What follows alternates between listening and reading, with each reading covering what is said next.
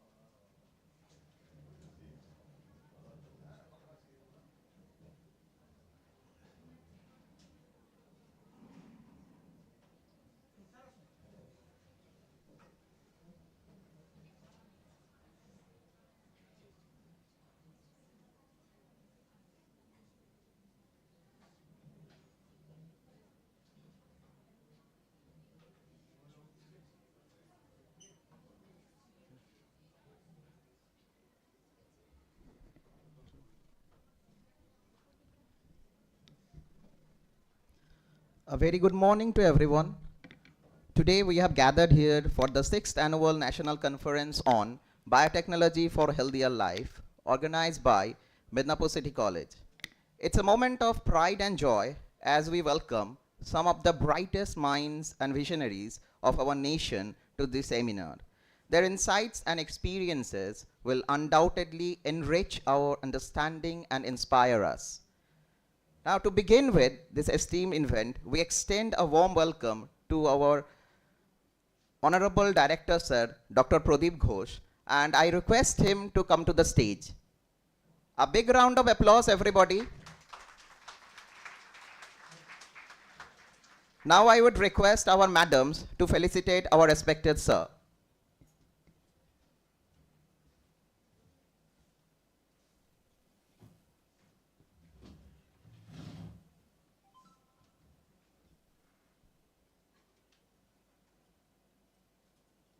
A big round of applause.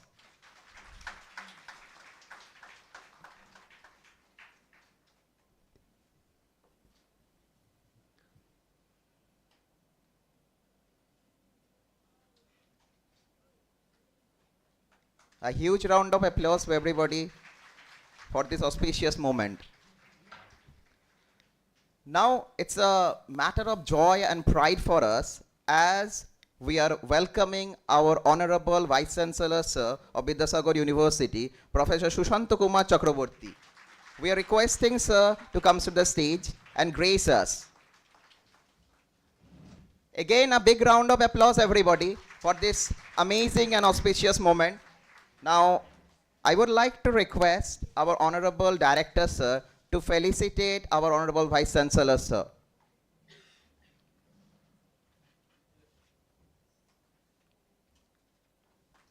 A huge applause.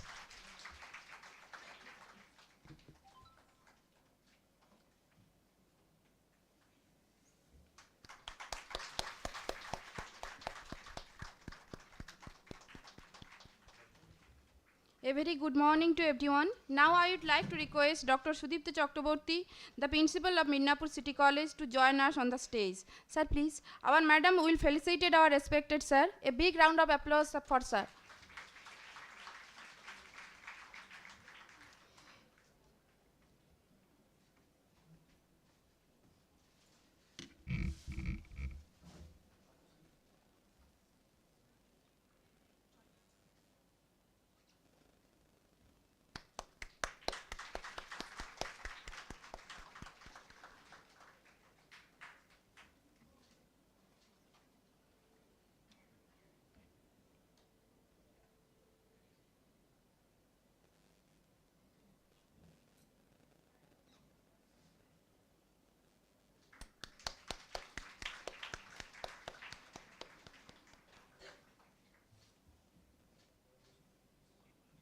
Our next eminent guest is Dr. Sanjoy Bosak, Scientist F and Senior Deputy Director, National Institute of Nutrition, ICMR, Hyderabad.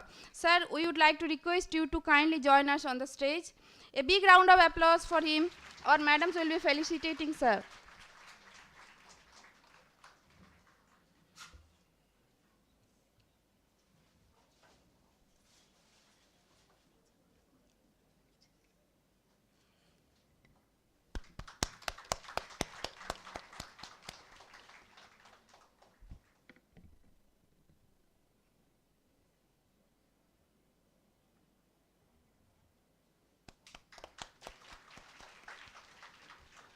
Now I would like to invite Dr. J. Srinivasa Rao, Scientist E and Deputy Director, Food Chemistry and Nutrient Analysis Division, National Institute of Nutrition, ICMR, Hyderabad.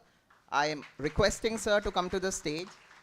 We are honored to welcome him. At the same time, I'm requesting our madams to felicitate him.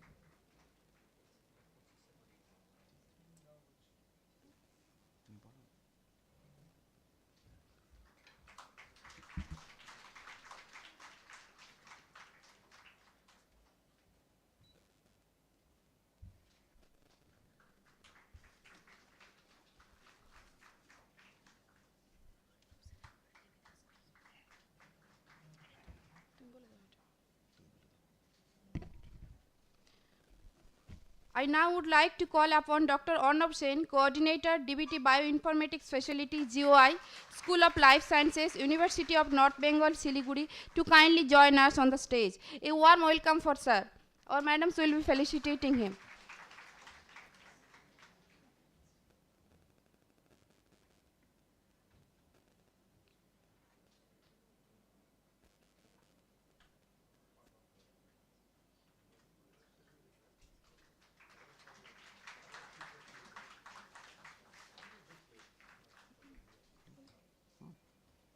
Now I would like to welcome Professor Devidas Ghosh, former Dean of Science and Professor of Vidyasagar University.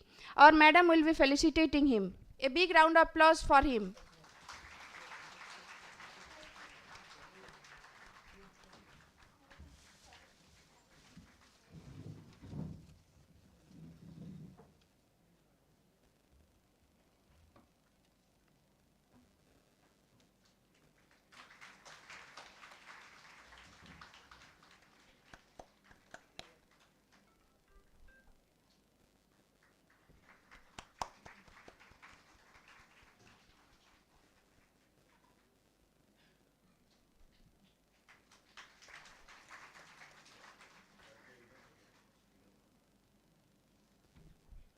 Now I like to welcome Professor Nirmal Kumar Sarkar, Senior Professor of our college and Department of Biological Sciences, to this particular conference. We are honored to have sir here. Now we are requesting our madams to felicitate him.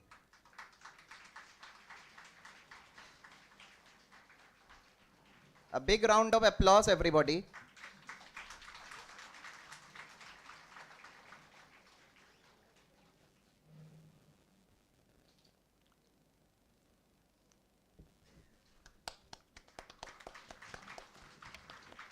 Next, I would like to welcome Dr. Dilip Kumar Nundi, Professor, Department of Paramedical and Allied Health Sciences, Pinnapur City College. Sir, it's a great joy for us. Our madam will be felicitating our respected sir.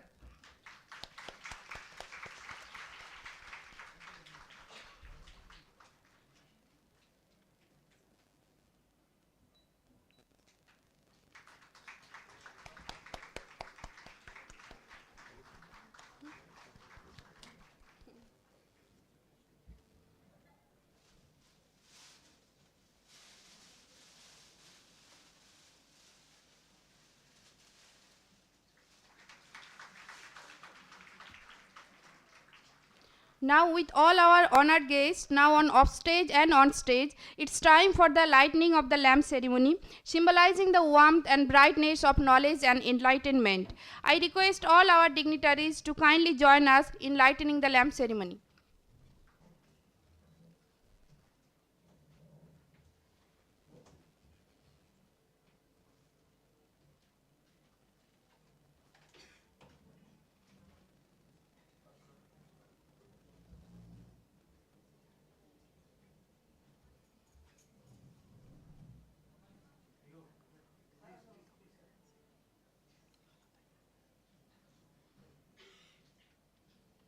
A big round of applause, everybody.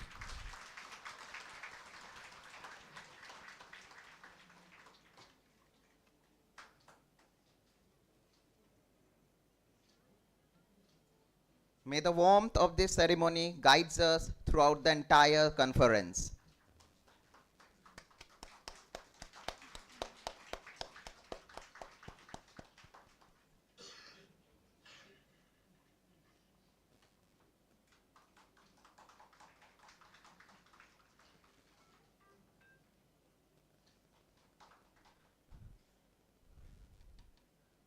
After this ceremony, we will proceed with the watering of the plant ceremony as a tribute to our commitment to environmental sustainability. I invite our honored guest to initiate this ceremony.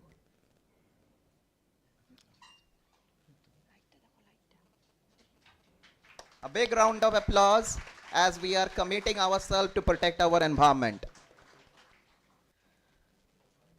Now, I'm requesting our guest to come to the stage as we are going to unveil the abstract book of this seminar. This marks the beginning of our sessions for the day.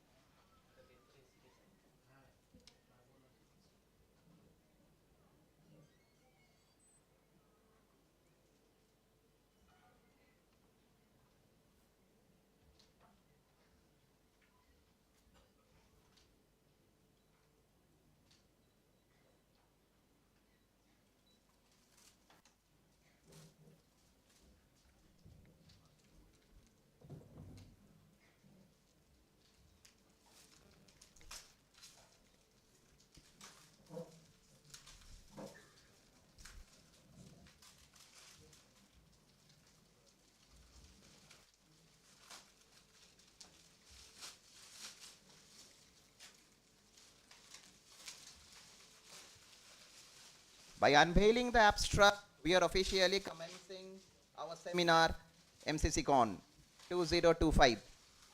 A big round of applause, everybody, as the abstract books are being unveiled.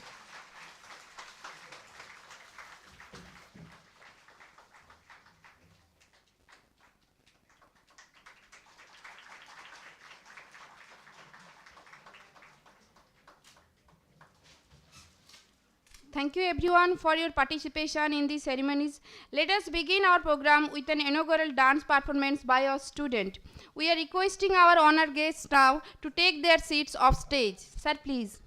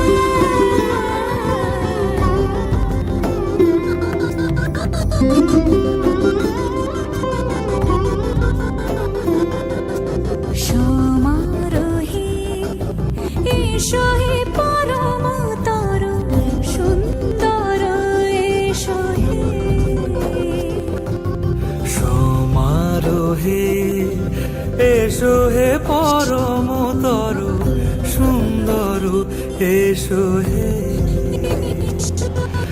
Jhanak ঝঙ্কারে ওড়ায় শঙ্কার খুলছে দুয়ার দেরি নাহি আর এসো হে স্বয়ং এসো এসো সুন্দর এসো হে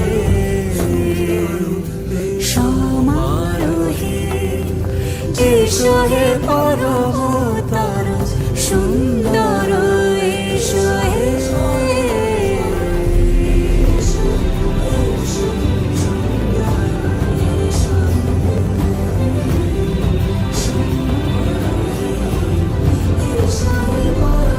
যে রূপে আকাশ তটে চাঁদের আলো যে রূপে আকাশ তটে চাঁদের আলো যে রূপে ললাট সখী সিঁদুরে সাজালো সিঁদুরে সেই রূপ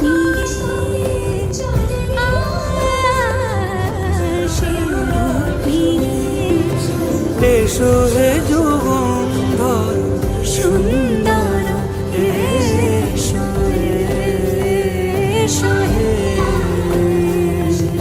সমারোহে এসো হে পরমতর সুন্দর এসো হে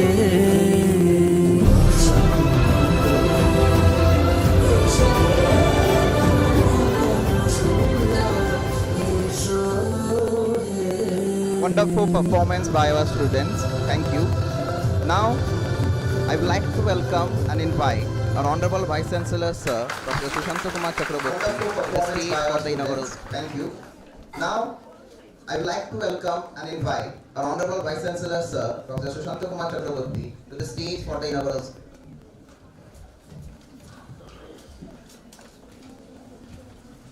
Well, good morning to everybody. Once again, I have got the opportunity to step into this dais. Well, good morning to everybody. Wonderful Once session. again, I have got the opportunity In connection with the national conference dais. on Inaugurated a very one wonderful issue of our life right now. The issue is biotechnology for healthier life. So I think this college has been rendering a wonderful service to the society in general, and also the students and researchers in particular, in respect of different kind of course and curricular designing, rendering services in the teaching learning processes, undertaking different research activities in terms of your different innovative approaches, and also to generate a lot of the research outcomes in the form of the research papers, PhDs, and all those things.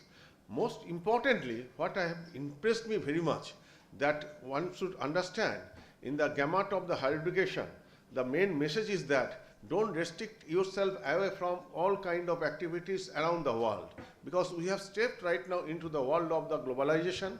So within a very twinkling of eyes, with the help of the modern technology, we can reach to every nook and corner of the world.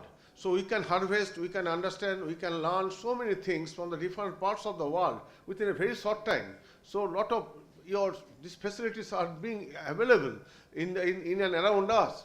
So we have stepped into the world of what is very popularly known as the digitalized transformation of the education. In this era of globalization, with a lot of competition, a academic institute can survive if they can take up some very innovative ideas in a very practical situation, involving not only the person in and around them, but also from outside. I am very happy to be here, that I have seen a number of your leading personalities of our time in the national context. Dr. Rao, Dr. Sen, Dr. Bosak are with us, along with some of our renowned teachers and researchers of our time. I personally pay my respect to the Nirmalda, wonderful person and brilliant teacher and researcher who has been associated with this institute since its almost inception. My friend Dilip Nandi, who is happened to be right now a retired professor from a leading college, but he is still very actively involved in different kind of research pursuit. My just retired colleague, Professor Devidas Ghosh, wonderful teacher, a person of national repute, you know very well. All those galaxies are present in front of me. That has given me an immense delightfulness in connection with this national seminar. For the students, you must learn. Again, I repeat, we have stepped into the world of the globalization, where a lot of competition is there. If you can learn anything properly from this academic institute, that will be reflected in the form of what I have mentioned, in the form of the PhD research papers, all right. But a lot of national competitions are there. You must sit to all those national competition, compete, and try to get yourself cleared, that NET, SET, etc., so that you can get the avenue, get the chance to be a part of your global program. So a lot of advertisements are there available in and around India, seeking the application from these qualified candidates. I think with the active help of a person like Sudipto, Pradeep Basu, Pradeep Ghosh, and Kuntal, and several other faculties, well-trained faculties, I think you will be able to gather, you will be able to harvest all those recently available knowledge system. So, as for example, again, I must repeat that after independence, 77 years have already been elapsed. We have stepped into the 78 years of our independence, freedom movement. Your independence of India. At the very inception, in the year 1940s or early late 40s, lot of problems were there in India. What are those problems? Problems of the poverty, hunger, unrest in the socio-economic, cultural condition, unemployability, unrest in respect of the division of the Bengal. So many problems were there. Government of India at that time, keeping aside all those problems, consolidated their interest to build up so many national institutes of international repute, ICR, CSIR, DST, and more than 100 of national institutes were established at that time. by the active support of the then our Prime Minister Pandit Jawaharlal Nehru, you know very well, and those national institutes and along with the scientists have been rendering wonderful tasks during the last few decades in order to invent lot of things in the field of the agriculture, in the field of the environmental management, in the field of the biomedical, in the field of the health management, in the field of the alleviating the social unrest, etc., etc., etc. The reflection of which has been vividly encountered in the recent days. You see, the Chandrayaan reached to the Mangal Graha. Our scientists could invent the vaccine for the coronavirus. You see, Green Revolution was there, and the fruit of the Green Revolution at least can alleviate our hunger, poverty, etc. But some lot of things are there associated with this invention. Green Revolution has given us so many things, but so many things are being developed right now in and around us, in respect of our health, in respect of our environment, in respect of, in terms of the different type of pollution and contamination. Even in this India right now, you will not find a glass of water without free of any contamination. That is the contribution of the Green Revolution. You must admit, you will not find any handful of soil without any kind of contamination, and lot of biodiversity loss. You will not find right now, as which was encountered around 100 years back, earthworms, and along with so many biotic agents, algae and bacteria, microbes, all those things. They have been vanished because of the Green Revolution. I do not want to elaborate all those things. Because we have stepped into the world of the interdisciplinary approach of developing different of a subject. Interdisciplinary approaches also rests on what? Integration of the different good qualities of different components of the subject materials in a particular point, converging in a particular point, in order to develop this kind of newer subject. What are those subjects? Nanobiotechnology, biotechnology, artificial intelligence, digitalized handling process. All those things are nothing but it's the contribution of the different components of the knowledge bases which are available in and around us, and to converge them in a particular point in order to generate what? An interdisciplinary subject. This nutrition is an interdisciplinary subject. Medical people claim that their nutrition is their domain.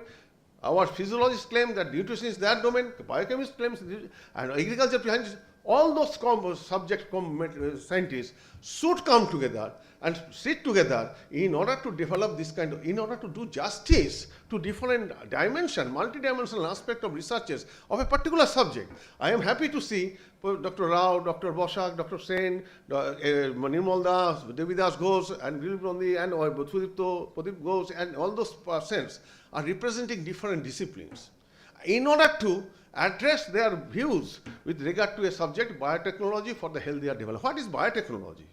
Biotechnology is really a term recently emerged, not far away from this part, behind from this place, or maybe 3 decades back.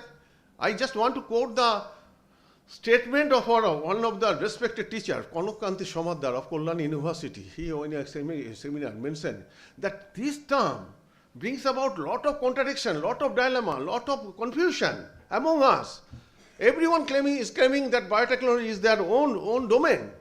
So more than 100 definitions have already been put forward by different scientists across the globe in order to define properly biotechnology. So I do not want to elaborate. For your information, that's ultimately give us the impression biotechnology is a major subject, parent subject, agricultural biotechnology, molecular biotechnology, microbial biotechnology, animal biotechnology, plant biotechnology. In that way, so many nomenclatures are also there. Rural biotechnology, away from all those things are associated with this classroom teaching and research. You still have to go to the rural area. You will have to talk with the local people. You will be there to understand their problems, their own face. That is also a kind of biotechnology. From their oral message, you can have an idea what kind of resource bases are there in and around them.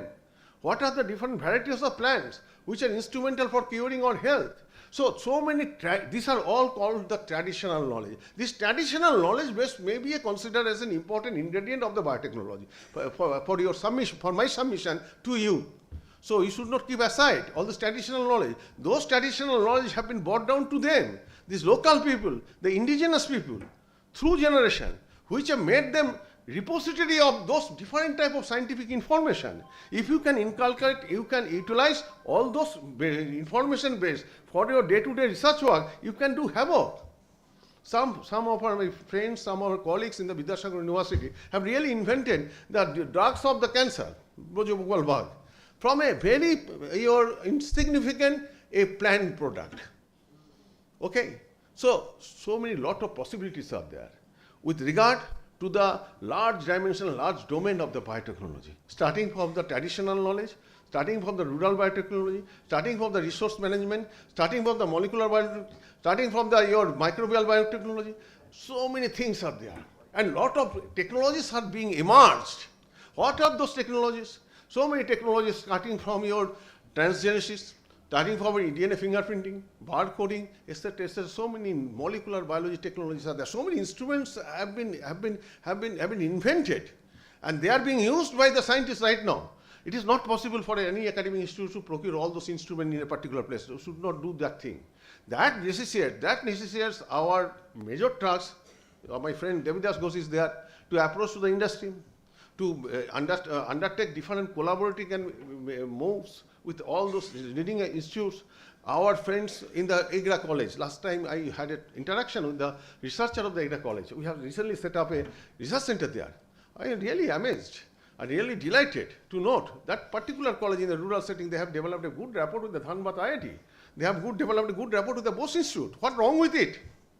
Right now, our main task is to address the problem, to solve the problem, to do something which will make us really a global citizen in terms of different subjects. Subjects like artificial intelligence, subjects like biotechnology, subjects like nanotechnology, subjects like ecological management of the subject like environmental impact assessment, so many new and newer subjects like ecotourism. All those subjects are nothing but the amalgamation of the already established subject, taking the major components of those subjects from the physics, chemistry, sociology, political science to make them a particular point, to convert them a particular in order to address the problem. That is the main message of the National Education Policy 2020 right now. What is the National Education Policy? You know, I have mentioned you, just after the independence, lot of things were there, but we have failed to overcome the problem like unemployability, environmental problems, healthcare system, etc. till date. And that is the reason why we started our journey after the independence in the education sphere with the constitution of the Radhakrishnan Committee. They at least put forward some guidelines in order to direct our educational institute in proper direction, but failed. After that, in the mid-60s, what? Kotari Commission was there. They very meticulously took several years of time and proposed their recommendation. After that, second Kotari Commission was there. After the Sam Pitroda recommendation was there. After the Knowledge Commission was there. Right now, we have stepped into the era of the National Education Policy. That will bring the gap, that will make a blend with the educational system, traditional education system with the modern technological development. Do not think that education of this era means only the digitalization of the education. Do not think this era doesn't mean that in bringing up some new and modern, so-called modern technologies. But you should understand, you should learn your own local region.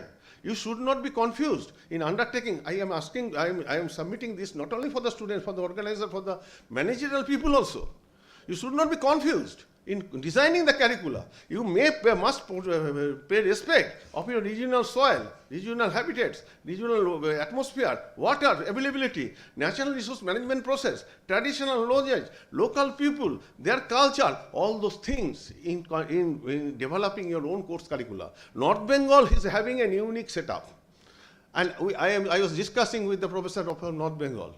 But we are also proud of having a wonderful setup in the Vidyasagar University, surrounded in the Jungle Mahal area, with the uniqueness of the red soil, with the uniqueness of the green belt, with the deciduous forest system, with so many wastelands are there, so many fodder lands are there, so many people surround us in the form of, they are not available in North Bengal. So the designing of the course curricula, undertaking of the research problem in respect of this biotechnology, which can be tuned up, which can be standardized, which can be manipulated in such a way in order to address what your local problem. That is the main message. I am thinking so, and our teachers, students and researchers are also undertaking this kind of research very much.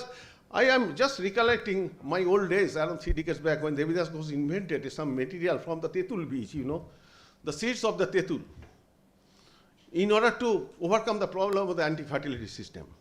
So this is the requirement, or because the collected some microbes from our laterite soil within the university campus, which was having lactase enzyme. That lactase enzyme, if we can incorporate into the food materials, especially the baby food or the food for the old age people, that will be able to facilitate the digestion of the lactate, certainly do your milk and milk products very properly. So these are the different ingredients we can harvest from our local area. We must pay respect of our local region, their environmental setup, their people, their culture. Right now we are entangled by so many local culture, and those are having so many biological inputs also.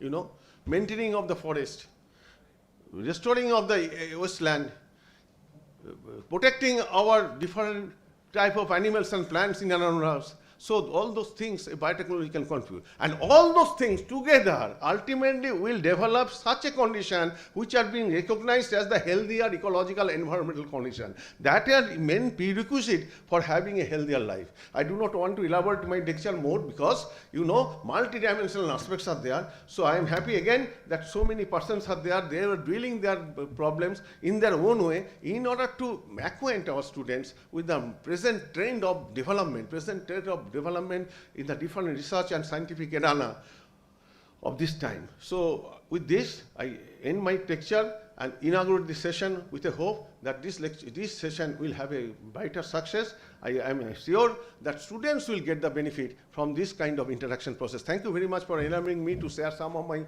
feelings before you. With this, I inaugurate this thing. Thank you very much.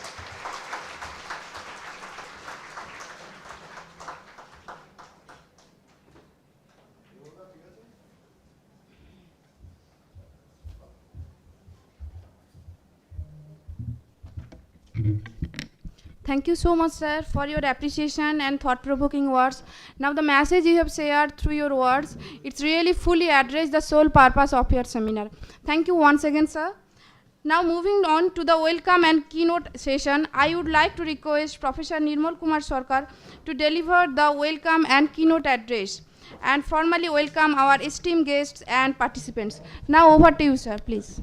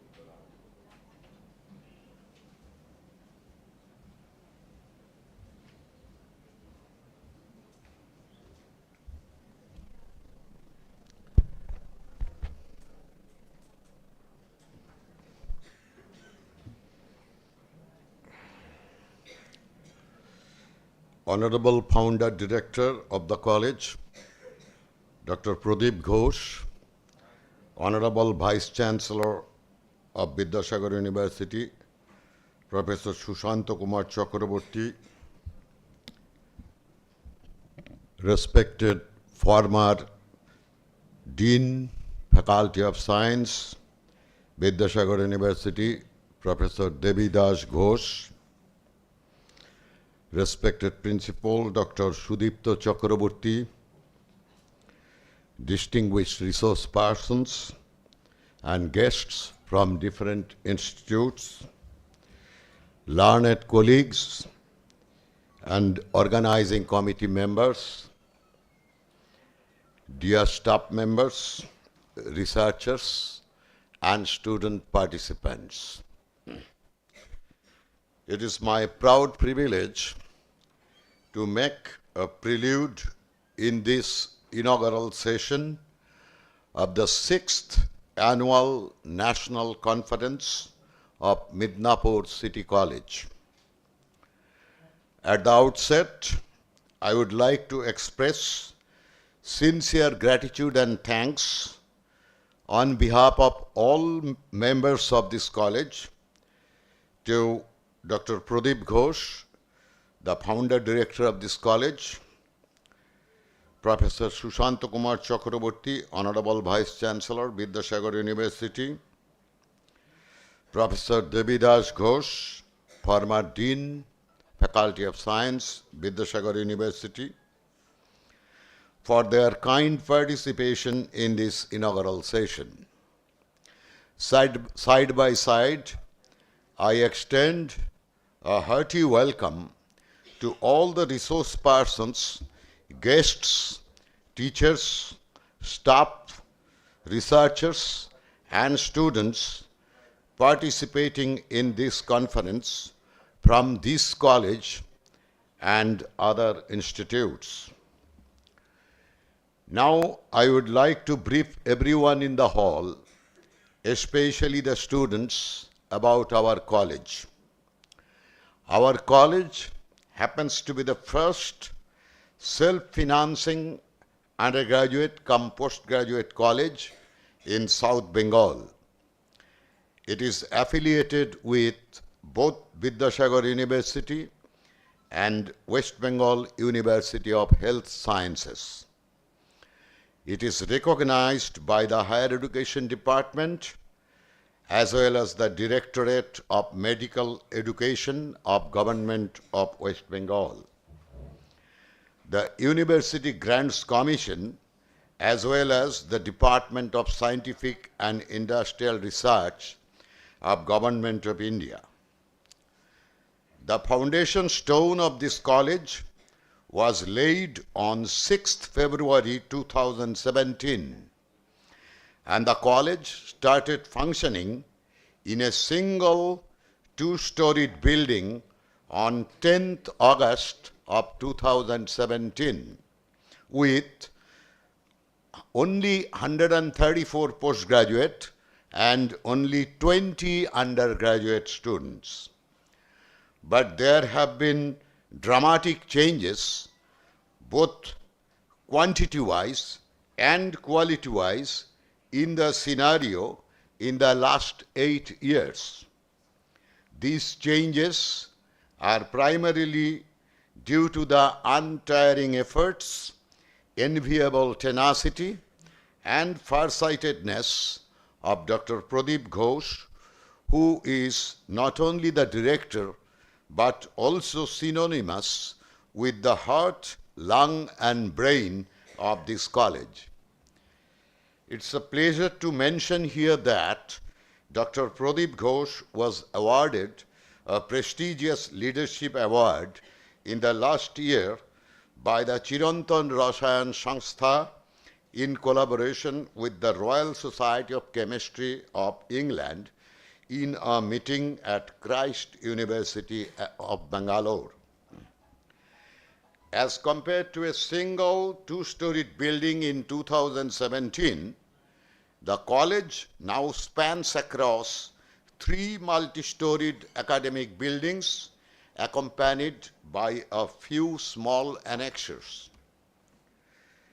Again, as compared to only 154 students in 2017, the student strength reached a total of 7,009 in December 2024, which included 4,367 undergraduate and 2,642 postgraduate students. The college now teaches 19 postgraduate and 17 undergraduate courses under Vidyasagar University, along with 6 postgraduate and 3 undergraduate courses under West Bengal University of Health Sciences. Moreover, this is the only college in the 2 Midnapur districts which teaches 10 job-oriented courses on agriculture, fishery science, hospital administration, medical laboratory technology, medical microbiology, nutrition and dietetics, food science and nutrition, plant pathology, and computer application. It's my pleasure to mention here that as of 31st January 2025, 3,711 of our students are getting Swami Vivekananda Merit Cum Means Scholarship. 173 are getting Oikosri Scholarship. And 2019 girl students are getting Kanyasri Scholarship from Government of West Bengal. Again, 800 students are getting National Scholarship and 55 are enjoying Oasis Scholarship from Government of India. Overall, 6,758 or 96% of the total 7,009 students are receiving one or another kind of scholarship. It's worth mentioning here that 2021 onwards, 31 of our postgraduate students qualified the NET, 8 qualified the SET, 27 cracked the GATE, 7 cracked the JAM, and another 4 cracked the JEST. We are also happy because some of the alumni of this college could ensure their placement as researchers in reputed institutes of South Korea and Germany, in addition to IIT Mumbai, IIT Delhi, and IISc Bangalore. At present, we have 25 well-equipped laboratories containing various research instruments. Since December 2021, Vidyasagar University has sanctioned PhD Research Center status to our college. Till now, 64 research scholars have been enrolled in Vidyasagar University for their PhD pursuit under different teachers of this college. 21 of them get scholarship from different funding agencies, while 15 get monthly Moraine Research Fellowship from the college itself. It is worthwhile to add here that January 17 of this year marked a red letter day in the history of this college, when Sri Manoj Mandal, a research scholar on astrophysics, submitted the first PhD thesis from this college to Vidyasagar University. Interestingly, a team led by his supervisor, Dr. Sabyasachi Pal, recently discovered 34 giant galaxies in the space from this college only. Their groundbreaking discovery received wide coverage by the weekly newsletter of the NASA, as well as different newspapers and news channels of the whole country. It may be pertinent to add here that Dr. Buddhadev Sashmal, Assistant Professor of Computer Science in this college, has very recently published a paper in an Elsevier journal with an impact factor as high as 13.6. Further, it is expected that 6 or 7 more research scholars of our college will submit their PhD thesis within 2025 only. We are happy to add here that 6 talented teachers of our college have been utilizing research grants over 5.02 crores of rupees from different funding agencies for implementation of their research projects. Chronologically speaking about them, Dr. Shravani Pradhan, the coordinator of nutrition-related sciences and also the organizing secretary of this conference, is an ardent researcher on development of nutraceuticals from local marine fish resources for prevention of cancer and obesity. Dr. Pradhan was the first teacher in this college to receive an ICMR grant of rupees 24 lakhs, and later she received another ICMR grant amounting rupees 44 lakhs. Dr. Pradhan was honored with the prestigious Hope Fellow Award by the Japan Society for Promotion of Science during her DST-sponsored visit to Japan as a young scientist in 2016.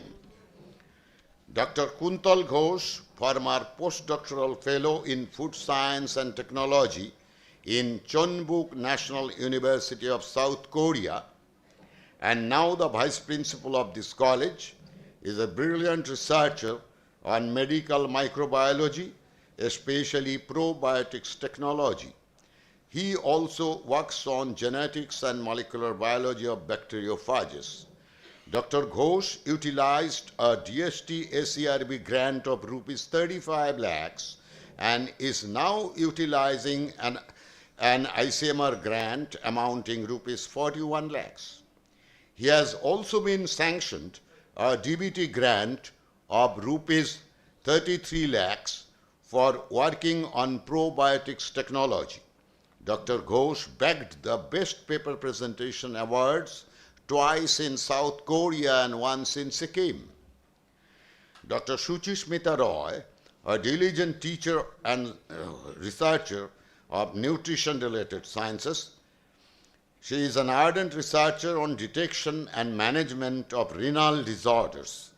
Dr. Roy also had a brief experience of research pursuit in the University of Plymouth in England. Dr. Roy has received an ICMR fund amounting rupees 44 lakhs for working on early detection and phytotherapy of renal disorders induced in murine models. Dr. Shantanu Kaur Mahapatra, Head, Department of Paramedical and Allied Health Sciences, is a brilliant researcher on immunity to infectious diseases. Dr. Kaur Mahapatra, as the principal investigator, along with Dr. Shravani Pradhan as the co-PI, have received a massive grant of rupees 88 lakhs from ICMR for detection and cure of tuberculosis among the tribal communities of the entire Midnapur belt. They have also received another ICMR grant of rupees 50 lakhs for working on liposome-mediated delivery of anti-leishmanial drugs. Dr. Kaur Mahapatra has further been sanctioned a ACRB core grant of rupees 48 lakhs for isolating anti-leishmanial agents from sugarcane wastes. Dr. Sudipta Chakraborty, former postdoctoral fellow in neurological science in Rush University Medical Center of Chicago and Masonic Cancer Center of University of Minnesota Twin Cities of USA, and now the principal of this college, is an ardent and experienced researcher on therapeutic neuroscience and molecular oncology. Dr. Chakraborty has received an ICMR grant of rupees 47 lakhs for his ongoing project on neuroprotection in neurodegenerative diseases. Besides, Dr. Shubhendu Kumar Manna, an energetic assistant professor of physics, has received a DST ACRV grant of rupees 46 lakhs for his ongoing investigations on transport property of some specialized magnetic systems. Now turning all your attention to the present conference, Director of this college, Dr. Pradeep Ghosh, all along dreams of escalating the standard of this college to the level of a center of excellence. In parity with this passion, Dr. Ghosh started to organize a national level scientific conference every year starting from 2018. The COVID pandemic broke the chain in 2021 and 2022, but the rhythm was restored in 2023. This is how we are now attending this 6th annual national level scientific conference of this college, organized with grants received from DST SERB, DBT and CSIR of Government of India. We deeply acknowledge to all these responding agencies. The theme of this year's conference is Biotechnology for Healthier Life. Biotechnology refers to any technology, process, or practice that modifies or harnesses any living organism or system to be useful to one or more human purposes. Biotechnology helps in improvement of nutritional value of crops, production of foods free of allergens, production of eco-friendly pesticides and fertilizers, removal of pollutants from air, removal of heavy metals from soils, bioremediation of oil spills, and also production of hormones, enzymes, and antibiotics, development of safe vaccines, and gene therapy strategies for improving the quality of human life. In the present conference, valuable deliberations will be made by a galaxy of invited scientists on the utilization, benefits, and prospect of different biotechnological approaches. In addition, 20 research papers will be presented orally by the research scholars and teachers, while 40 posters will be presented by the enthusiastic students of this college and other institutes. All the eminent scientists to make valuable deliberations in this conference are, simply speaking, stalwarts in their respective fields of research. They will be broadly introduced in the respective scientific sessions, while I shall mention them very briefly and in an alphabetic order only. Professor Arnav Sen, Professor and Founder Coordinator, DBT Informatics Facility Center, North Bengal University. Thrust areas of his research embrace genomics and proteomics of nitrogen-fixing bacteria and food pathogenic bacteria, transgenics, micropropagation, nanobiotechnology, bioinformatics, drug designing, and network pharmacology. He gained commendable postdoctoral research experience from University of New Hampshire, USA, and University of Lyon of France, and he happens to be the owner of a number of awards. Dr. Dev Prasad Chattopadhyay, former director of ICMR Virus Unit, Kolkata, former director of ICMR Regional Center at Belagaum, Karnataka, and former founder director of ICMR National Institute of Traditional Medicine, Belagavi, Karnataka. His expertise lies in ethnomedicine, virology, microbiology, and molecular medicine. He was recipient of several awards, including Overseas Fellowship for postdoctoral work in London Hospital Medical College and Statens Serum Institute of Denmark. Dr. J. Srinivasa Rao, Scientist E and Deputy Director, Food Chemistry and Nutrient Analysis Division, National Institute of Nutrition at Hyderabad under ICMR. His expertise lies in micronutrient analysis, heavy metal toxicity, tribal malnutrition, and public health nutrition. He is recipient of Young Scientist Award from International Development Association under the World Bank and Best Paper Presentation Award from a Chicago-based international conference on mass spectroscopy. Dr. Sanjoy Basak, Scientist APE and Senior Deputy Director, National Institute of Nutrition at Hyderabad under ICMR. He is a veteran scientist in the fields of biochemistry, developmental physiology, microplastic pollution, and developmental defects. Role of nanonutraceuticals in preventing developmental defects, metabolism, and nutrigenomics. He won the Heinrich Homans Memorial Scholarship and had commendable postdoctoral research experience in the Institute of Basic Medical Sciences, University of Oslo, Norway. Dr. Sanjoy Ghosh, Professor and Head, Department of Biosciences and Bioengineering, Indian Institute of Technology, Roorkee.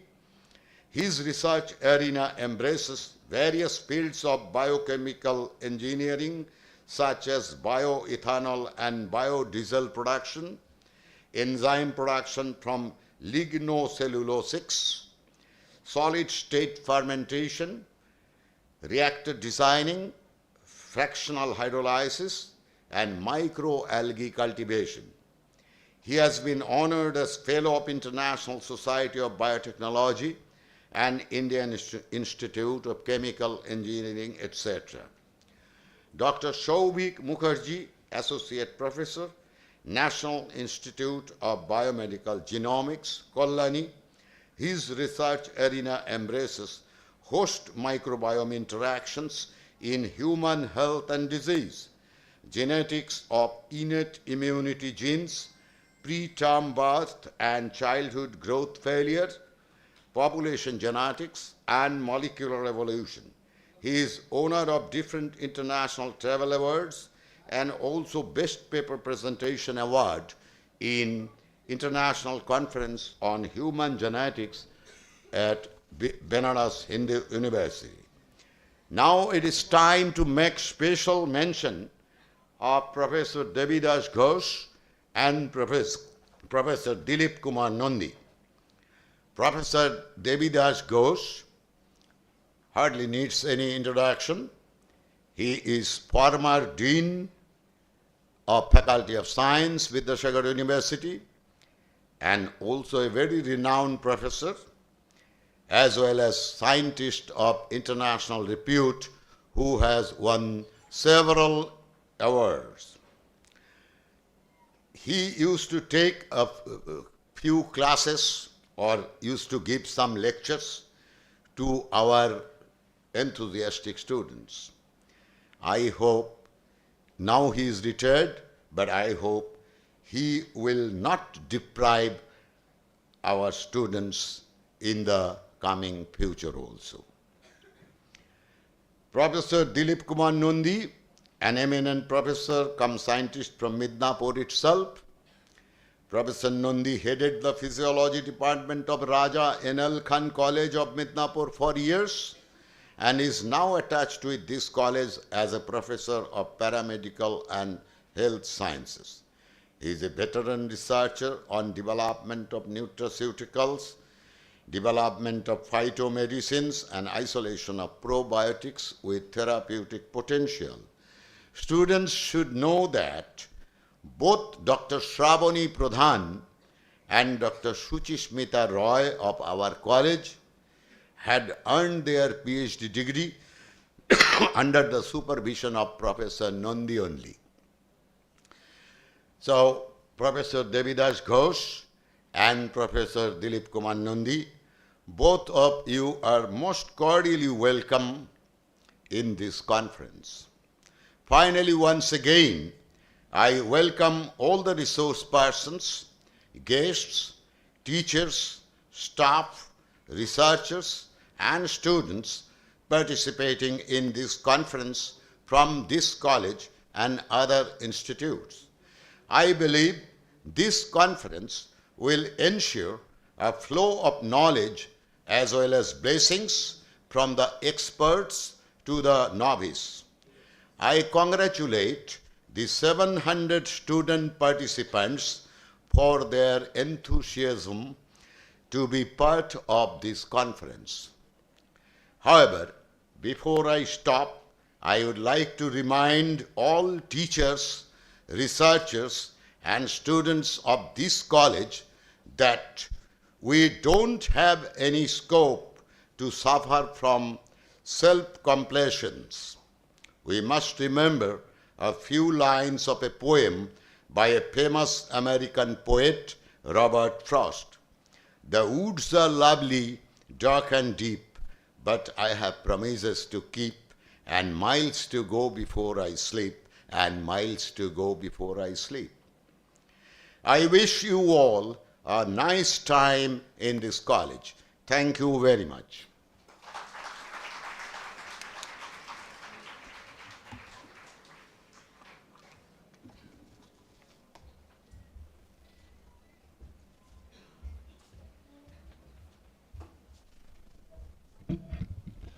Thank you, sir, for your mesmerizing and detailed welcome, and ending the welcome note with a lovely touch from Robert Frost. Now we are honored to have Dr. Ovijit Roy Chaudhuri, Inspector of Colleges, Vidyasagar University. He is present with us right now, and I'm requesting our madams to felicitate him. A big round of applause, everybody.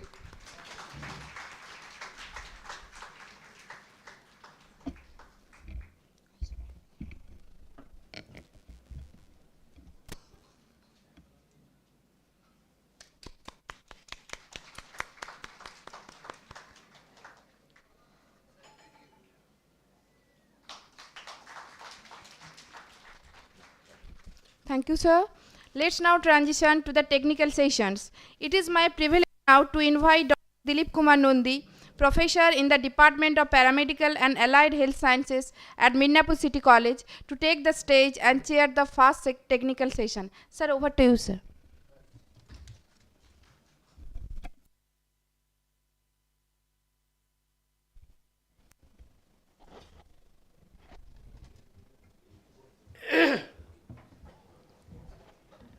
Most welcome, everybody, and particularly I am very much impressed and also express my gratitude to all of you for your lustre patience in this mega seminars, and it has been held each and every year in this time. And at first my deep sense of gratitude to the Professor Nirmal Sarkar, as because he was a very nice teacher coming from the Presidency College, and previously the college now is university from Kolkata. Good teachers, emeritus professors also, and he is associates with us. May I request and humble request to our founder directors and founder institute fathers and founder director Dr. Pradeep Ghosh, please, and please shifted first the welcome address first, after that the inaugurations address. That will be the better for in future. Keep in mind particularly the organizing committee and the secretary and others. Also the 700 students are enrolled this seminar. I think this hall is very small. Please accommodate yourself, and obviously the another display facilities in the another room in the I think in the ground floor, so that there is no problem will be in futures. to any types of the interactions and the others. And respected our Vice Chancellor, my friend, I am very much proud for that. And inaugural speech delivered just before a few minutes ago. And even also our director, respected director, our principal, Dr. Sudipto Ghosh, and others, particularly the speakers coming from different part of our country. And particularly I mentions here Professor Devidas Ghosh. He is a genuine and also the popular living encyclopedia of nutrition physiology teachers in our state, even also the country, and also I am associated with him and directly guided me as a my supervisor, Professor Jogen Devnath. He was no more. And these are the very nice persons I had touched the both them. And my dear students, Dr. Kaushik Das, as assistant professors of Belda College, and other faculties and presence here in different colleges like Kaberi, Mukul, and others also. I do not remember the other teachers presence here. And mostly my dear students, very much good opportunity to you for interact yourself after finishing the speech. I do not spend much more time. Very nice topic in this present situations and present day. The health, biotechnological applications for the healthier life management and the others.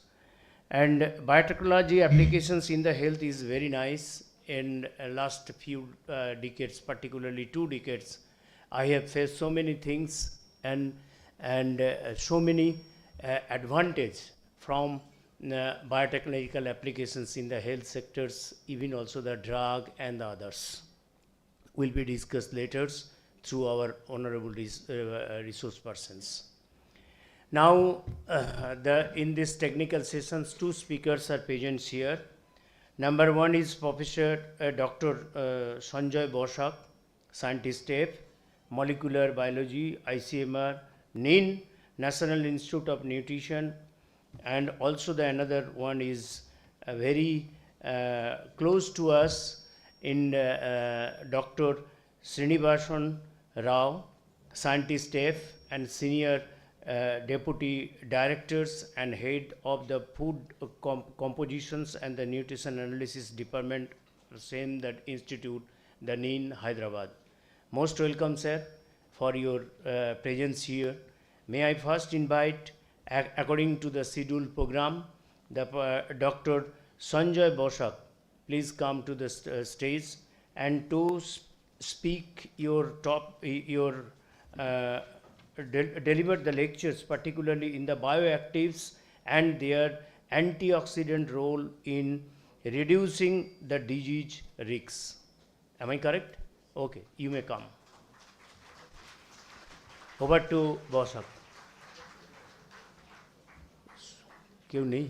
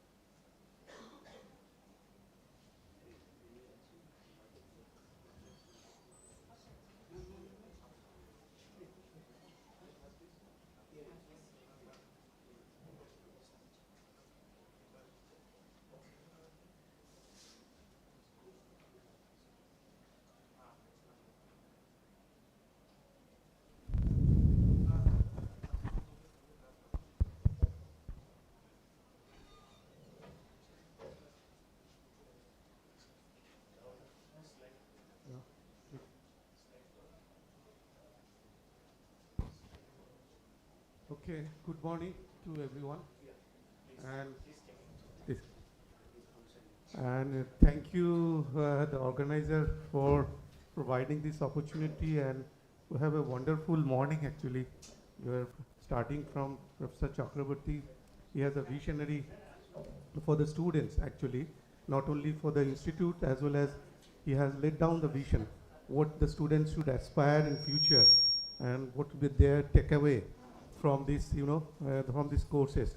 And also introduce galaxy of people, and they are very respective for me, and also I listen about their activities, and it's really wonderful to have, and also has a discussions over phone, because this is my first visit to the institutes. It's a Midnapur College, and I have been talking over phone, Dr. Ghosh, and he is also very enthusiastic to stimulate some of our activity, so that a future researcher will born from here and go somewhere else for their long-term cherish of their studies and further. So this iconic building, people have can understand that this is the National Institute of Nutrition's 100-year-old institutes, is a mandated for nutrition research, and we are doing different kind of mandate and having from different discipline. And I am specialized in biochemistry by my training. And here what we are doing to trying to solve the nutritional problem in this country, and especially those are burning, like anemia, then preterm birth, gestational diabetes, and is a birth weight. There are many aspects, and also not only that characterize the problem, but the solutions of the problem, by at least by discovering some kind of remedy at the mitigations.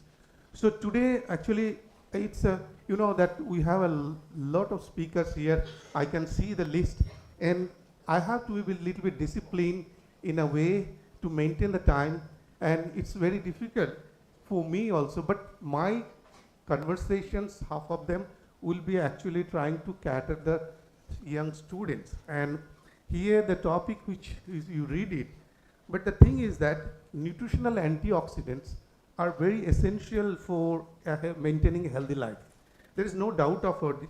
And this reactive oxygen species, which you talk about, that actually mediate oxidation of the biomolecules. Biomolecule means it's a carbohydrate, protein, or lipids, and eventually they are implicated in many diseases.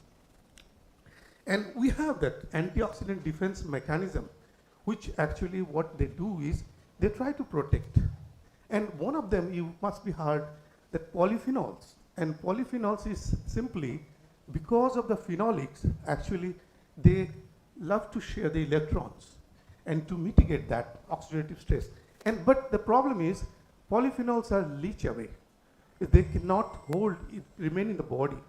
And so scientists across the world, they try to capture the polyphenol in some way, try to deliver to the polyphenol in some way by formulations, by nano encapsulations, so that it will release slowly and side to the target. So in this brief session, I will try to actually have the basic of that, the mechanism of this oxidative stress, and starting and making a little bit case study from the cardioprotective effects as well as chondroprotective effects. So these are the two areas. Just have a glimpse of it. Within 40 minutes, I will try to finish that. And if you say that one of the important theme of this today's lecture is that biotechnology for healthier life. And one of the important arm of biotechnology is the drug discovery. And if you see that, but the basis of the drug discovery lies much, much earlier.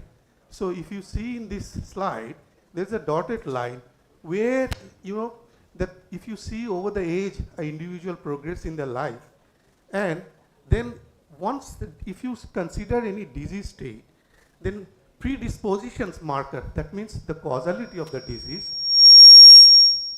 and then prognostic marker, that means there are the chances of that outcome of that disease.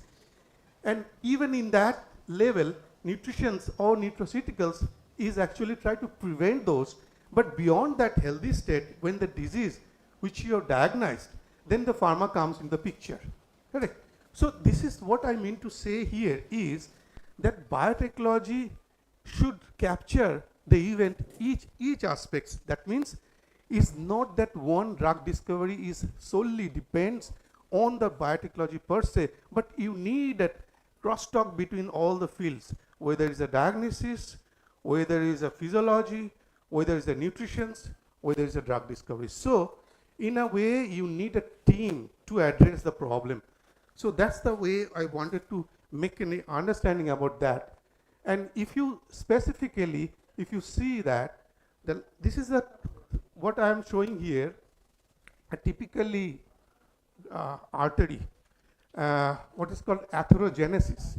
That means forming of plaque inside this artery, and that which leads to heart disease. So left side, if you see that is the intima layer, and the green color is showing the plaque. And if you see the green color is thickening when you go this side, and ultimately it may lead to symptom and having a several kind of manifestation, whether it is a ischemic heart disease or cerebrovascular, or it will be peripheral vascular disease. So either hypertension or because the problem in the blood vessels, like then several manifestation can have this one. So here that in the first stage, the diet can control that early event, or sometimes in the lifestyle management. But beyond that, possibly not. So that what is the basic premises, that preamble, that which we need to understand here, is that this oxidizing free radical participate in the early event that lead to disease. That means this is something we need to consider first. This is the 3 steps, if you consider this, and this may be prevented by antioxidants, as I told you. And therefore, antioxidant may reduce the disease risk, not the disease. Remember that disease risk and disease is different. So, but what is the evidence? Now, if you come back to the basic, what exactly is, what are the antioxidants? And what are the free radicals per se? If you see the left side, is a more simplistic way in the atom, 2 electrons are stabilized. But in the right side, if the unpaired electron, that results in the free radicals, correct? So then free radicals are atoms or molecules with 1 or more unpaired electrons in a simplistic way. And if you move that, then if in these chemical reactions which I am showing the down is AH, here what I represent is biomolecules. That could be either protein, carbohydrate, lipid, any of them. So free radical, what they always seeks the stability, and then they actually get with another electrons or hydrogen atoms. So in a way, it will try to make the stress and reduce and generate this what is called free radicals for this disease progressions. Now this is the free radical can cause a damage at different level, whether it's a nucleic acid, nucleotides, all you must be knowing about that in your basic biochemistry, that these are the building block of this, that macromolecules, and that can rise to several kind of disease, and heart disease, cancer, Parkinson's, and several other manifestations. And to give one example, what exactly that happening here is, if you take that lipid peroxidations that damage the membrane and cholesterol, because our body is made up of cells, and each cells have membrane. So membrane is one of the potential area where it can start oxidation, especially in the cancer. Okay, so what is actually meant, if you see that what are the event, is the first is due to the unsaturated lipid, abstraction of hydrogen generates carbon central lipid network, because abstraction means transfer of hydrogen atoms. And once it does it, then what happens is a molecular rearrangement. And once they rearrange, they forms conjugate diene, and then they try to take up the oxygen. And once they take up oxygen, they generate peroxide. then eventually hydrogen peroxide. And this way, this is also happen in the double-stranded DNA for all cancer. It shift the reading of the genetic code. Like once that, what happened in normal scenario, that genetic code, it reads properly. But one of the base, if it is shift to that, because of this attack of this free radical, it will misread. And during the replications of the DNA, which happens, then it can start dysregulated scenario. And this is one of the reasons for the cancer. And now, then how we will measure that, oxidative free radical? It's very difficult because it's a half-life almost unstable. You can't detect. So you need to measure indirectly. What? Then you need to have to rely biomolecules which they are bounding. So that is the one. In the left side, I'm listing out the kind of assay people are using on the T-bars, conjugated diene, hydrocarbons, lipid peroxide, protein carbonyl, F2 isoprosteins, and 8-oxo-DG. So all that has been very much used. Most popular is the first one, is that majorly people are using because it's very easy to perform. But remember that it has a confounding factors. And what is it, confounding factor? Confounding factor is something, what I can say is, one variable influencing other variable. In a way, if some smoker take a coffee or tea, will smoke more rather than another smoker which doesn't take tea or coffee. So that means this one variable is actually influencing other. And that is the one iron. In case of iron, if you see that, if heme iron, consider non-heme iron, which is plenty in vegetables, it will actually prevent that oxidative damage. But again, if you take iron from the red meat, it will actually causes oxidative stress. So it's confounding. Okay. So that means essentially, if you measure that, you will get possibly the same manifestations, but actually it's not desirable. Correct? But outcome remains. So that's why each of them, if someone wants to consider to measure free radicals, one has to consider these confounding factors very carefully when they're interpreting data. And one of them is that F2 isoprostane is the gold standard for measurement of endogenous oxidative stress. And this also actually, so if someone, for example, healthy state, someone takes a lot of red meat, then this value may not be actually true. So what I mean to say is, when this, another problem is, in the healthy subject, this may not be elevated. So you cannot find it in that. So that is the difficulty of measurement of this free radical from this, from the human. Now what are the sources of free radical? Mainly if you see that what we synthesize ATP to the respiratory channels, when the ATP is produced, we know that at the same time, they generate a lot of free radicals also.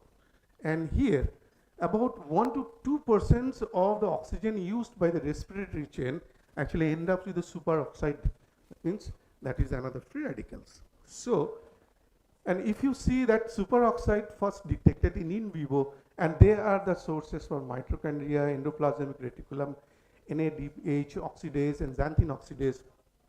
It's not very reactive, but it drives Fenton reactions. Again, this Fenton reaction, what is Fenton reactions? This free radicals is binds or interact with iron and generate hydroxyl. Okay, this hydroxyl radical is very much, causing oxidative damage to the cells.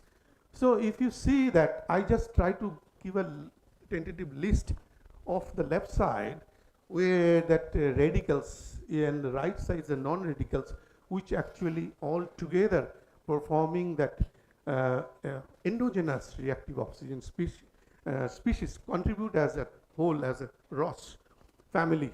Then superoxide, hydroxyl, peroxyl, alkoxyl, or hydroxyperoxyl. And in the non-radical side, you have a hydrogen peroxide, hypochlorous acid and ozone and singlet oxygen. I think these are the glimpses, but if you see how we are exposing from the external wave from this, and definitely this UV light, which we are exposing, then we have a radioactivity, air pollutions, and infection, as well as smoking. Smoking is one of the important aspects which we are directly exposing to that level, and it's a huge level because it's a combustion within the body, and it's a byproduct which actually makes the most damage. Yeah, molecules. It's a hypothetically they measured it. So the question is, even in spite of that, then why we are not getting rancid? Rancid means we are not getting oxidized ourselves. So there must be some protection inside in our body. And that is the one which antioxidants comes into the picture. That means we have our own protections not to become rancid, even though despite we are exposing such insult around us, even the smoking, pollutions and other radioactivity and other things. Now thing is that if you just some we are actually synthesizing and some maybe we need from the diet because it's very important. And that's why I initially told you the nutritional antioxidants. So just the left side is for representative purpose. I just tell you that there's a component of antioxidants, and especially if you see that selenium, then iron, and within the bracket their name is written is the enzymes, antioxidant defense enzymes, and the relevant metal factors where actually is bound to that as a cofactors, driving that antioxidant reactions to these enzymes. And also antioxidant compound vitamin E, they themselves carotenoid, vitamin C, and polyphenols. So what are the antioxidants? So actually it has a different perspective. From food technology's perspective, this is the definitions. What the definition is, substances used to preserve food by retarding deterioration, rancidity, and discolorations due to the oxidations. They want that.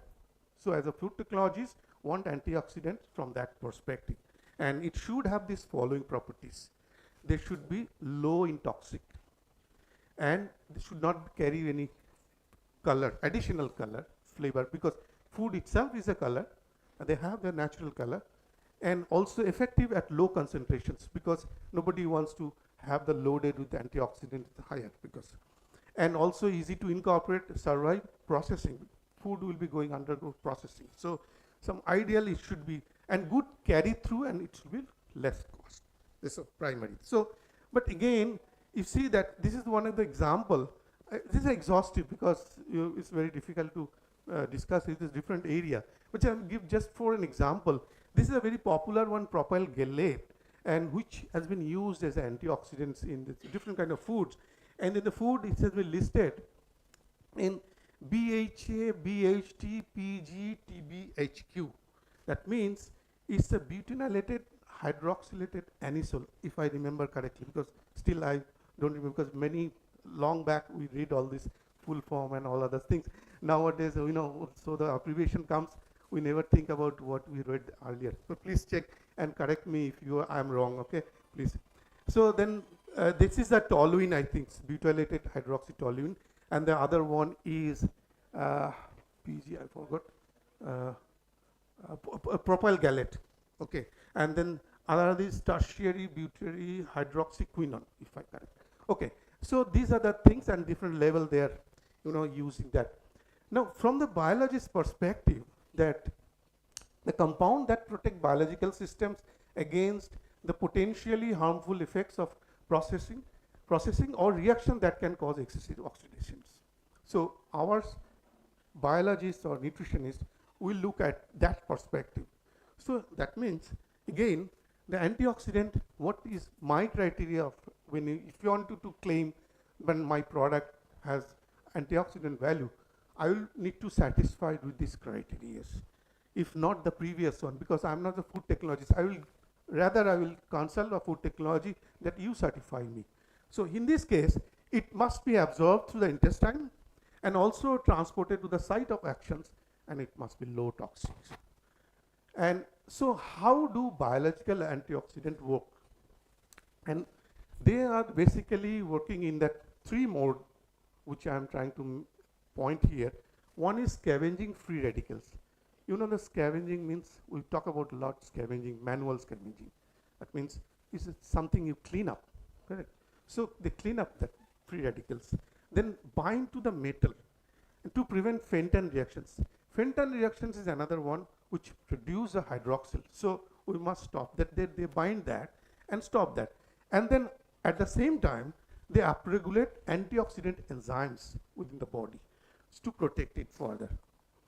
Now this is the overall, what is that concept of oxidative stress? What the way I'm just trying to narrate is that all this peroxide or superoxide, this actually prevent this defense, antioxidant defense, leads rise to the oxidative stress, and damage to the biomolecules and lead can lead rise to the different manifestation of disease, which has been listed down. So you can see that is the first thing is that we talk about that antioxidant, how it works. One is the polyphenol. I told you that phenolics has a tendency to donate electrons to make it more stable, and that is the case which I am showing in the first one. And the second is it stops Fenton reactions, and these are that one binding ferritin, transferrin. These are actually stopping the Fenton. And other one is the antioxidant enzymes. That means here, if you see that SOD, GHS, GPX, all are enzymes which actually executes and to nullify this whatever the reactive oxygen species actually generate within our body through different enzymatic ways. And I am sure you will be going through the detail of this in your course when you're starting. And so what is that epidemiological data suggest that importance of fruits and vegetables of as such is a cardioprotective effect over cancer. If you see the left side, this area, if you see this graph, basically this is that fruit and vegetables when you are taking, someone is taking, or its availability. That means this curve is increased means if fruits and vegetables are more available, the other curve is the risk of CVD which measured.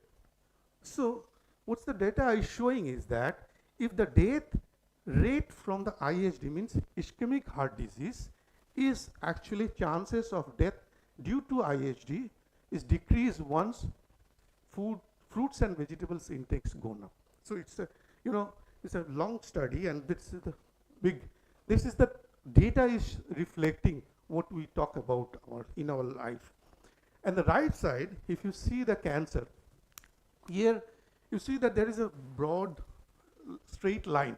That is called confidence of interval.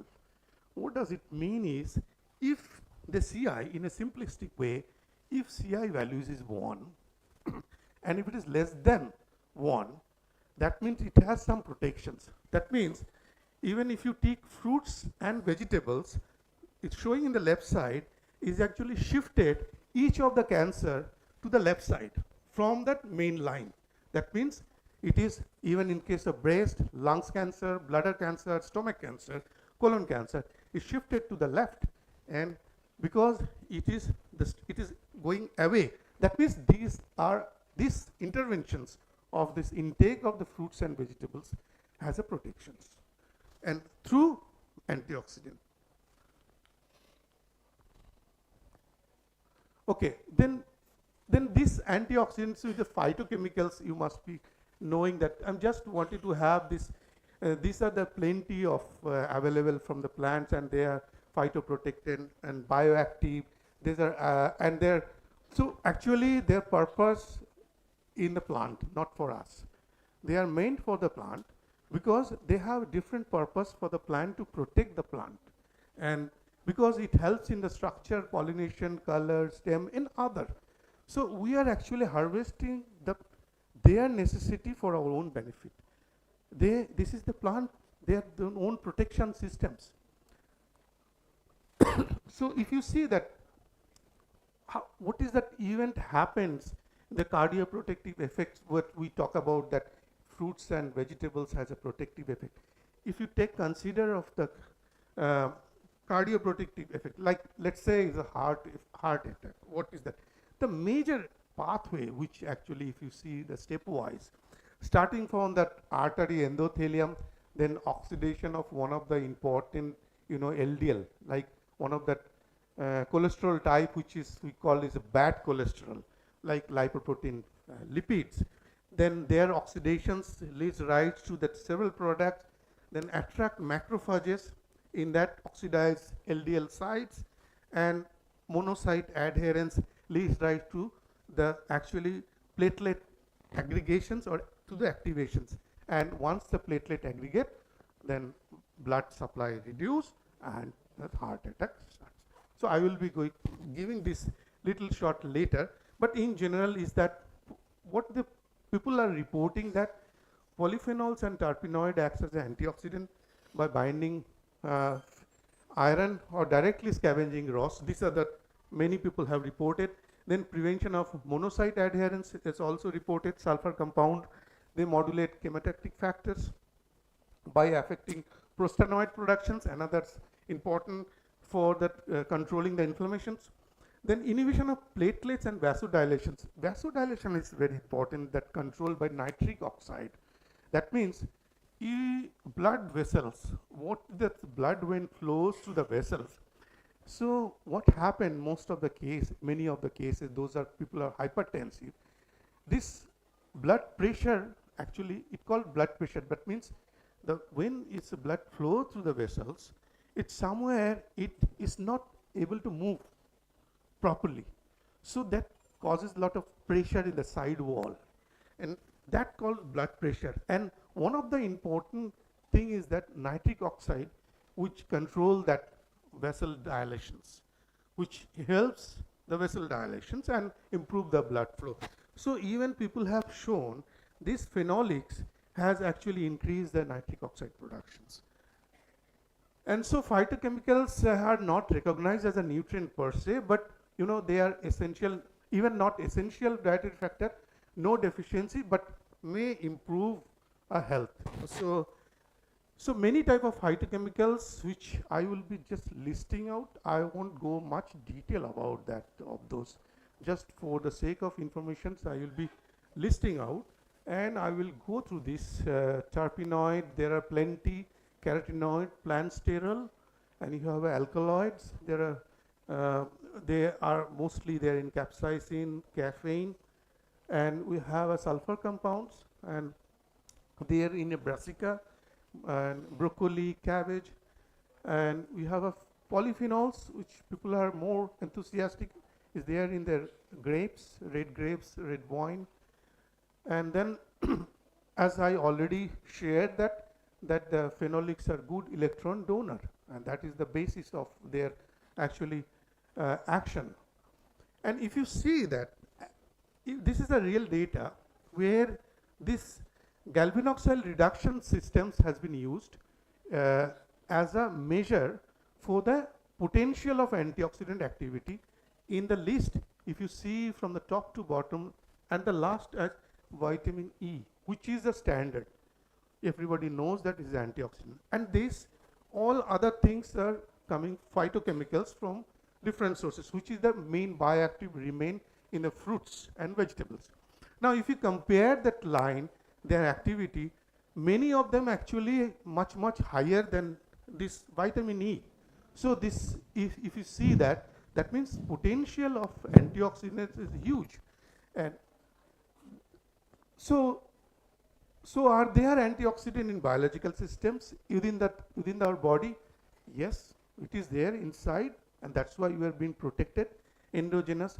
And is many epidemiological study is already showing that this association, experimental study from the cell culture in vitro of the potentials of this antioxidant, animal studies, but you do not find much in intervention study. If if that. It's very, very less where the clinical interventions is showing that. Because I'll tell you the reason later. So for a biological antioxidants, what should be the main criteria is that it should be absorbed to the intestine and transported to the site of actions and should have a low toxicity. So if you see the data, this is the left side where it is showing that polyphenol has been leveled, radioactive, and this is measured in the liver at a different time point. Sorry, 30 minutes, 60 minutes, 120 minutes, and 300 minutes. And from the control where it has not been given. And within the course of time, that means it's leaching out from the liver. What does it mean? That means it's fulfilling one of the criteria that it is not storing where at the site, because liver is the metabolic organ. That means it releases immediately to the organ where needed.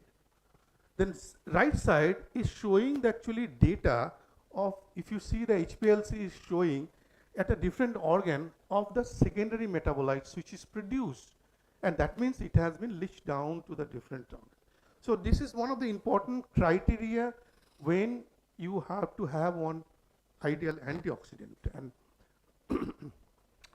then experimental animal models even then show that this animal model, that 2% of the parent molecule compounds is the intestines. 2%. That means the remaining 90% are not there in the intestines that has been distributed, had been gone to the other parts, correct? Now, no parent compound found in non-intestinal tissues. That is, they are not toxic, correct? And second is, they are deglycosylated and various secondary metabolites produced of that from once that ingested. And these are the different level of percentage of metabolite in different organs, which is showing that this has been leached out from that. So the main point here I am trying to make is here that some polyphenols have low bioavailability. That is for sure, because the data speaks themselves. And some are rapidly metabolized in response to the xenobiotics. And there may be different likely to have other kind of secondary events or can actually further reduce the antioxidant potential.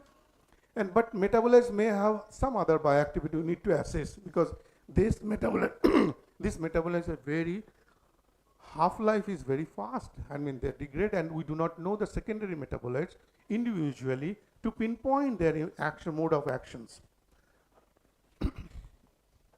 So I will be taking one case of the cardioprotective effects from the fruits. And this is we're talking about that one of the important aspects of the blood is the platelet, and which is a platelet activation and platelet aggregations.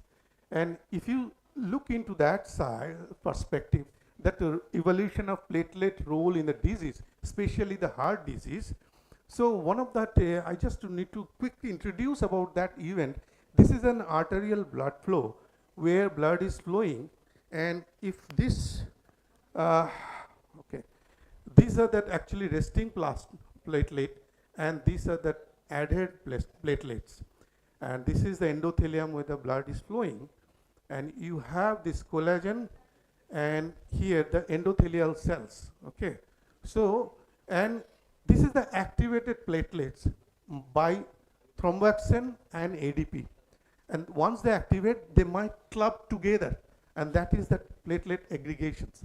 And here, this BWF, one is a von Wilson factors. This is a blood protein, which actually trigger. They need agonist to activate. And so this is the event. If you see that, please excuse me the mistakes in that left side, some typing. I did it yesterday and very quickly. So some error in that English here. Okay, but capture the message here.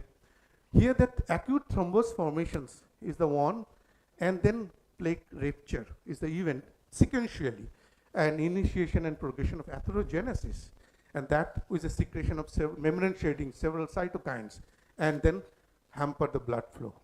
So this is the event, and if you see that, with the further, what is the role of platelet in the blood vessel in a homeostasis, like the healthy physiology. What it does before, it is a blood vessel before injury. So is intact, you have a platelet, fibrinogen, VWF, other factors. Now once there is an injury, normally when the blood anywhere you injured, what happened? These factors club together and make to the joint to that there. And then they make a homeostatic plugs, okay, and stop the bleeding. Now thing is that this is a normal phenomenon. The physiology, we maintain our health.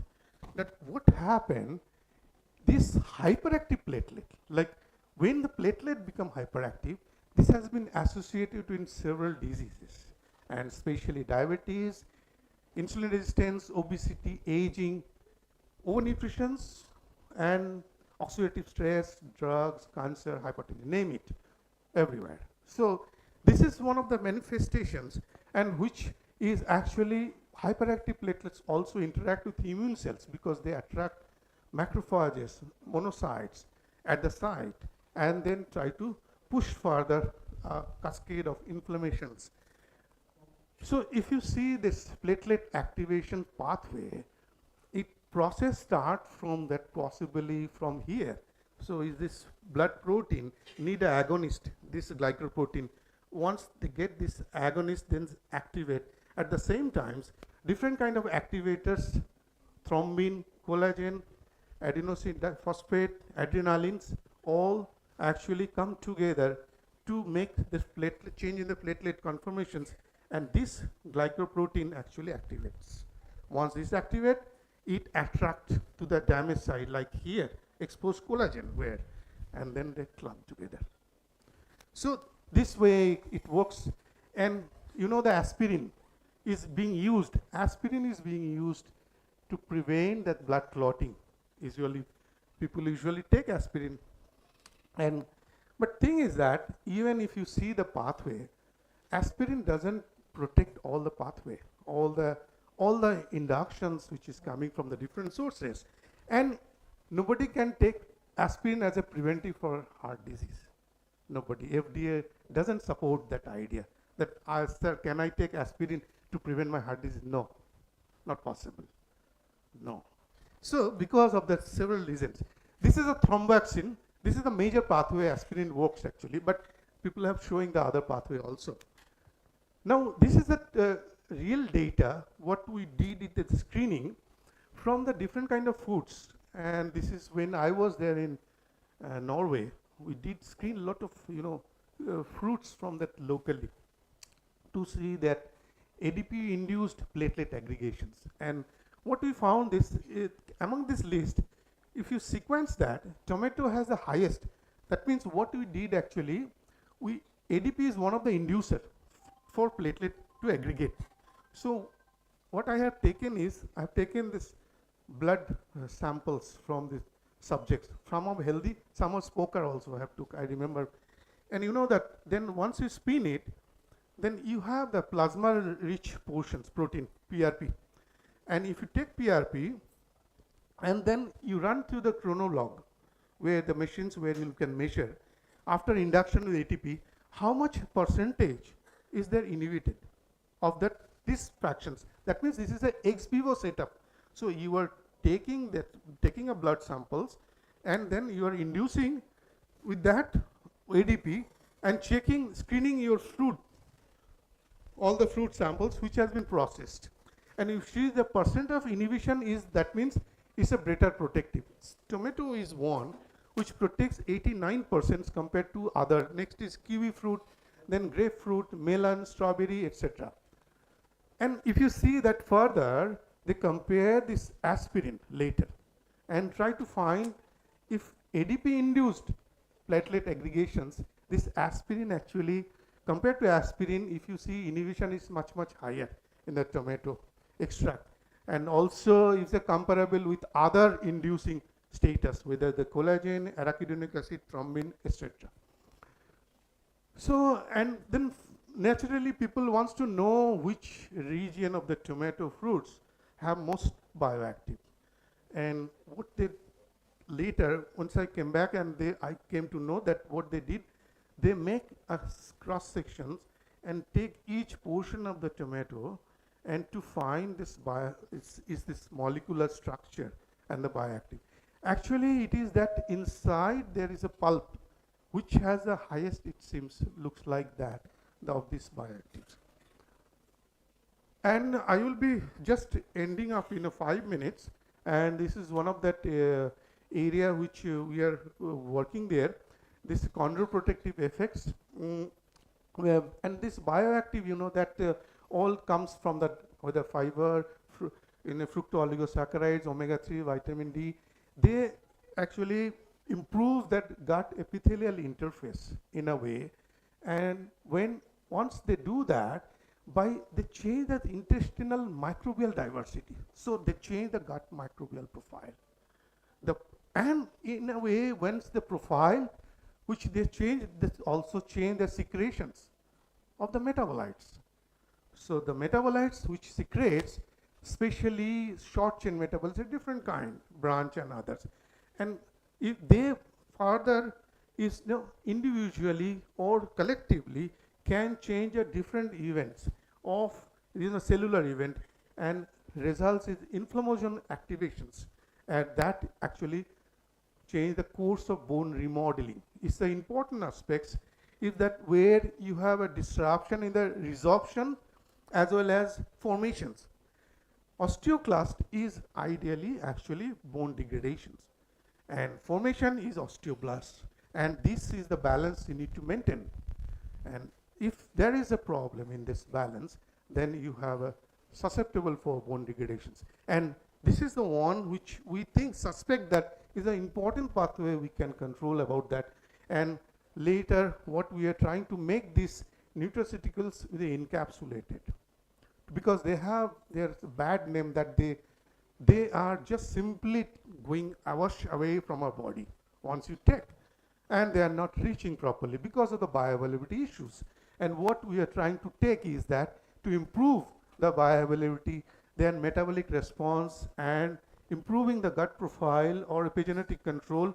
And we think that probably through this remodeling and inflammation, all will be controlled, and will better control, rather, we'll say, not a control, but the better control with this kind of formulations and package. And with that, I will come to conclusions here. The major takeaway of that ROS-mediated oxidation of biomolecule is implicated in many diseases. And this is the one which has been reported, and sophisticated antioxidant defense systems minimize the oxidations, and some antioxidants are required from the diet, even trace metal, vitamin E, vitamin C, and nutritional antioxidant essential for health, and evidence for benefit of high doses in preventing heart disease and cancer contradictory, and oxidative stress is related to aging, but antioxidant capacity is not. Okay, so never use antioxidants in a huge large quantity, and that is the one. And this is that you will find this anion, and this is the message I try to spread to that through this. And Srinivas is also there. Our responsibility is to share what we are thinking about, and as much as people will follow that. And please feel free to connect me if you're not now, but later point. So this is my contact, and possibly you can connect me. And thank you very much. Thank you very much for your nice presentation, and particularly so many things covered by Dr. Bosak. May I request the student first, before that the students, our senior person, Professor Nirmal Sarkar, already booked me that some questions and in content to Professor Bosak, I think. Please. Sir, thank you very much for your lecture. I have got a few questions, very small questions, and I shall be obliged if you could enlighten me very briefly. First thing, you said only 2% of the parent compounds is found in the intestine, and none of the parent compound is found in non-intestinal tissues. Then where do those 98% go? Okay. This is first thing. Yeah, that's why he's saying that when that was actually problem for the antioxidant, because when you see that left side figure where we use 14C radio level, from the liver, eventually it vanishes within 300 minutes. That means that whenever this is not intestine, that means it has been gone to the other places. But you said no parental compound is found in non-intestinal tissues. Yes, that means they are secondary metabolites. These are already metabolized. And that's why problem is you cannot measure secondary metabolite benefit or harmful effects. In vivo. In vivo. Because they quickly change to the secondary. That is the problem. Thank you. So, second question. You said FDA is not permitting the use of aspirin. But in India, including myself, numerous old people have been prescribed by doctors 75 milligram of aspirin or related I have a compounds per separate day. session, sir. So how do you explain this contradictory thing, paradox? I will make a separate session in the lunchtime about this fiasco. We have a long story in behind, actually. But the thing is that it is true, FDA doesn't approve aspirin for preventive aspects, even today. It's up to you how you will take at it. No. They have a toxic effect. My third question is, we are used to take cooked vegetables instead of raw ones. So don't you think that cooking destroys the antioxidants present Definitely. in vegetables? There are many concepts coming now in India. Fermentation is been very popular nowadays. You see in Delhi, in Hyderabad also many sushis, and they are trying to make that Indian food with this more on fermentations, avoiding the deep cooking. Like the deep cooking is the more, everybody knows that. Harmful. We need a separate session for that, and it will not like many people. Either we will be directly pointing about the cultural habit, and you can argue that counter we have been taking for years. We have no problem. Why you are saying so? So it's a different issues. As the impurity comes in the picture, adulterations, toxicity, as Dr. Chakraborty, Vice Chancellor, told about the green revolutions residual. That also been there. My final question is, there are many enzymes that remove those antioxidants from our body. But hydroxyl radical, for hydroxyl radical, there is no enzyme to remove hydroxyl radical. Do you think that hydroxyl is the most worst of all ROS? Exactly. I always say that is the worst. If you rank from the worst from that, this will be the worst. And because it cannot protect the Fenton reactions, that is the problem. And that's why we call it's a dangerous hydroxy radicals. So is it safe to take any alkaline matter in our body? Many people take antacids, magnesium hydroxide or something, which may be donors of hydroxyl. We as an, I'm not a medical doctors, but from that nutrition's general health and guideline, we never allow or recommend anybody to supplement without consulting doctor, number one. And number two, not in the form of drugs or medicine. Even there is a lot of controversy, the whey protein and others. I'm not going to say about that. But what we suggest is take this antioxidant from the natural sources, which is plenty are available from the fruits, fresh fruits and vegetables, which is locally available. Even I know in Midnapur, many are available. I lived here for 1 year or more in this city. So I know that where it is available, and that it's not available in this city. It's plenty are there. Fine. Okay, thank you, sir. Thank you, Professor Sarkar and the others, particularly from the students. You have any question? Yes, sir, I do. Good afternoon, sir. This is Deep Chottaraj from the Department of Nutrition and Dietetics. Actually, sir, I was just listening to your words based on phytochemicals and polyphenols. We are well aware that, sir, whatever the nutrition we take, hello? We are well aware that whatever the nutrition we take in our daily life, that has some genetical interaction with our body. and similarly our genes do respond. Sir, we have seen there are a couple of antioxidants as well as some other nutrients that our body lacks to digest or metabolize, right? But till for those reasons we sometimes miss on those nutrient. Is there any substitute or is there anything that we can do to recover from this loss and aid the same benefit? You mean to say, Don't. you mean to say we are losing internal endogenous antioxidant pool? No, sir, not that. I was meaning, sir, that often our body lacks certain genes. Like for digesting lactose, we lack lactase gene, right? Some are there. Similarly, sir, our body also lacks many more, have that Okay. allergic thing. Okay, got your point. So you mean to say that persons exposing the similar kind of antioxidant may not get benefit the similar manner because the person has suffering some of the mutations of the particular gene which will metabolize antioxidant. If I am correct that? That's Yes, the sir, question? yes, somewhat. So this is another is the genetic aspects where you can have this is as you already pointed lactose intolerance. People having that enzymes machineries, there is some mutations in that enzyme machinery which metabolize the lactose and eventually they have the intolerance. Similar can happen in the antioxidant digestibility. People have the tendency, some people have tendency after taking food becomes acid, acid forms very quickly, but not in other. So that means individual, again individual. So that's why it's a very, very balancing approach need to be taken when you need to have this, if you want to have supplementation especially. Right? Thank you very much. Thank you very much. Better to anyone, any questions? Better to meet with Dr. Bosak in lunch time. That will be the better.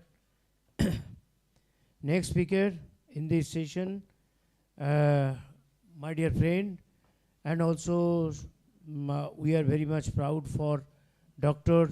Srinivasan Rao, Scientist Staff, Head and Department of Chemistry Division, ICMR NIN. May I request Dr. Srinivasan to speak?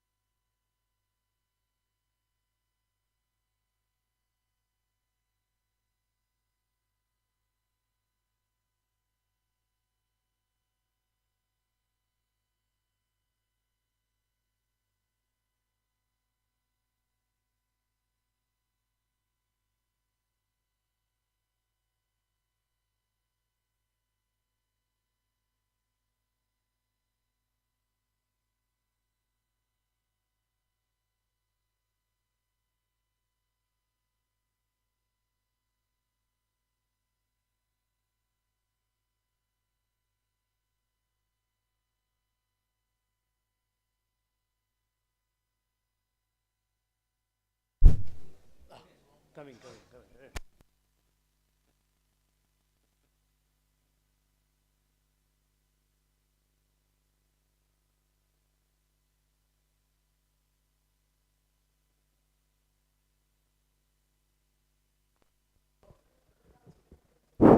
Sorry. Okay, sorry. Okay. Good afternoon. At the outset, I'm very happy that this is my third visit to this college and giving a talk on especially emphasize topic nutrition, food and its health prospective as country level. As I hope that you understand the previous speaker, my colleague, Dr. Sanjay, he spoken on the area of molecular biology which is related to the biotechnology.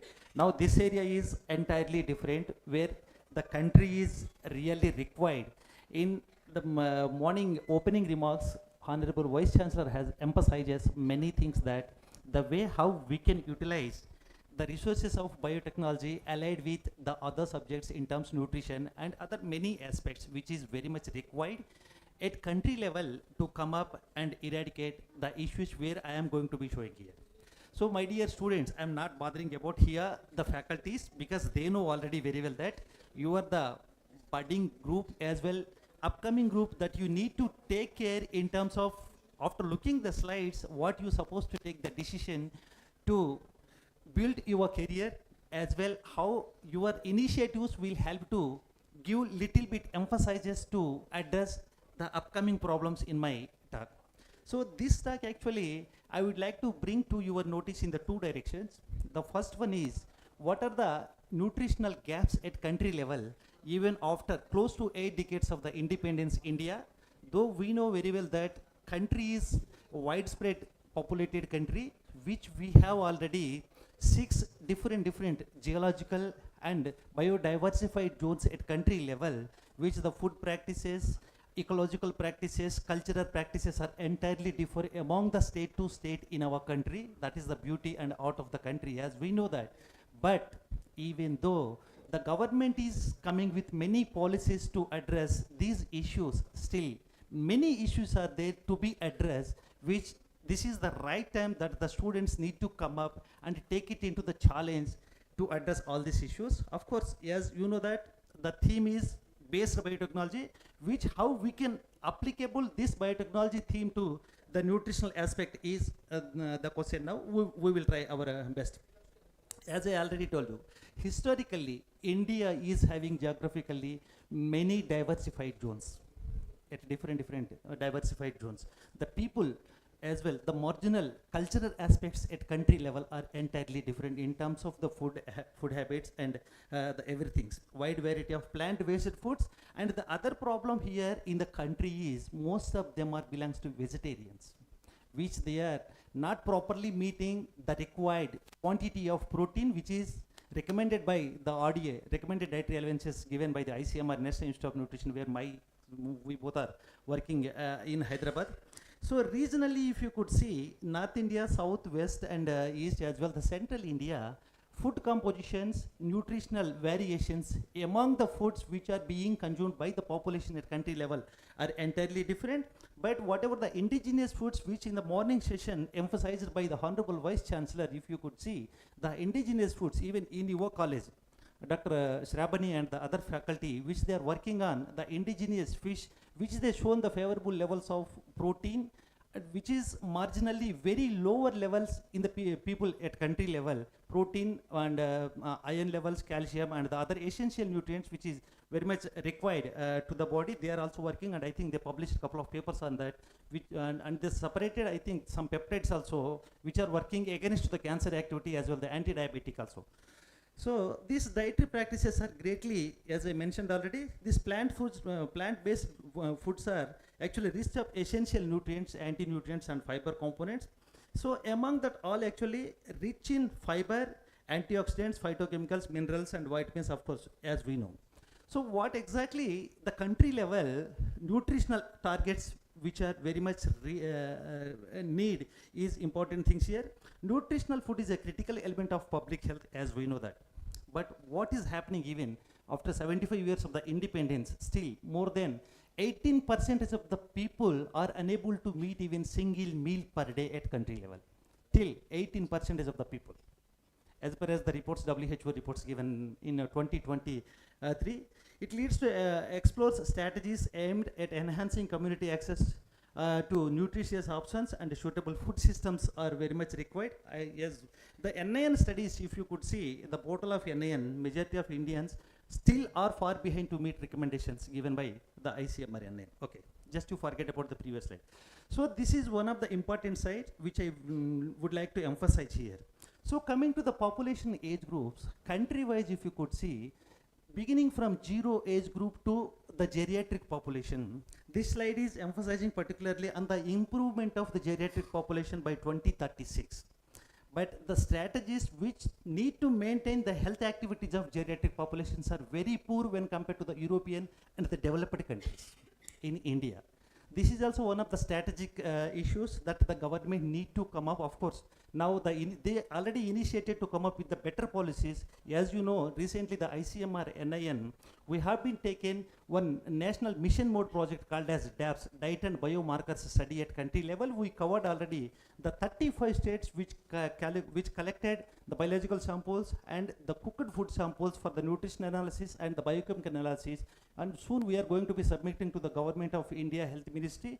So based on this available data, the ministry is coming up with a suitable policies in terms how to eradicate these problems since beginning from the 0 age group to the geriatric populations at country level, using the diversified different kind of the indigenous foods as well the available foods at market level.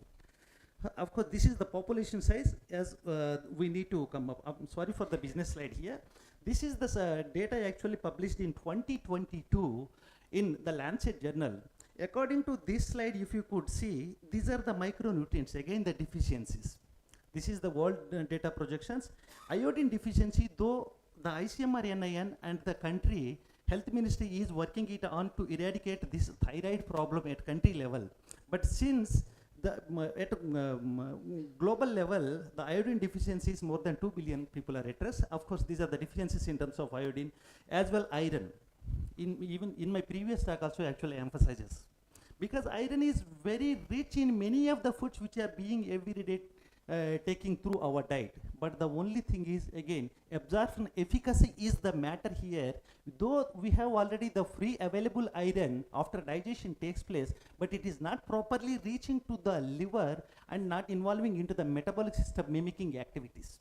That is the problem. Most of the iron, though we are taking it through the diet, it is going as in the form of the wastage. These things we need to address again. And zinc, the other water soluble vitamin deficiencies at country level as well, the global level are very much high. So the India is facing actually malnutrition problems in the two directions. Earlier actually, if you could see 2 decades back, India was facing only one problem in terms of lack of the proper diet which is related to the RDA. But now the overnutrition is one of the emphasizing factor which is a leading population group from 0 group to especially the adolescent group actually. And this is particularly increasing into the metropolitan cities. Just 3 years back, if you could see, the overweight population in India was just 1.3%. Now the percentage has gone up into the 3.7% just during 3 years. So the other end, as we know, undernutrition, deficiencies and malnutrition, of course, vitamin A. Though the country is second largest country which is producing all green leafy vegetables and the food grains next to the China, but malnutrition activities which are very far behind when compared to the China to address these malnutrition activities after using and utilizing the available resources at a community level. You see here, this is the Global Hunger Index score in India.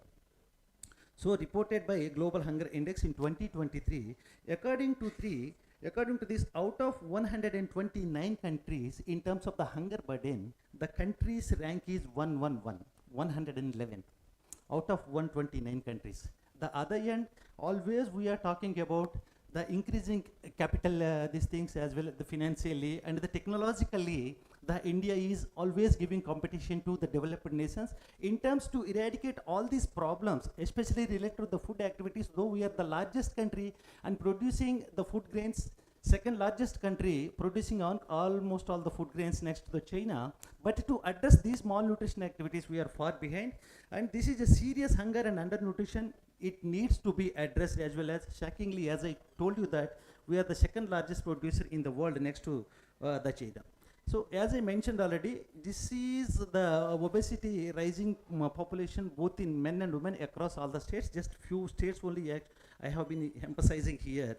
The overweight and obesity, except Gujarat and the Maharashtra, remaining almost all states, the obesity and overweight population has been increasing like anything. Year to year, this is one of the biggest problem which the country is going to be facing.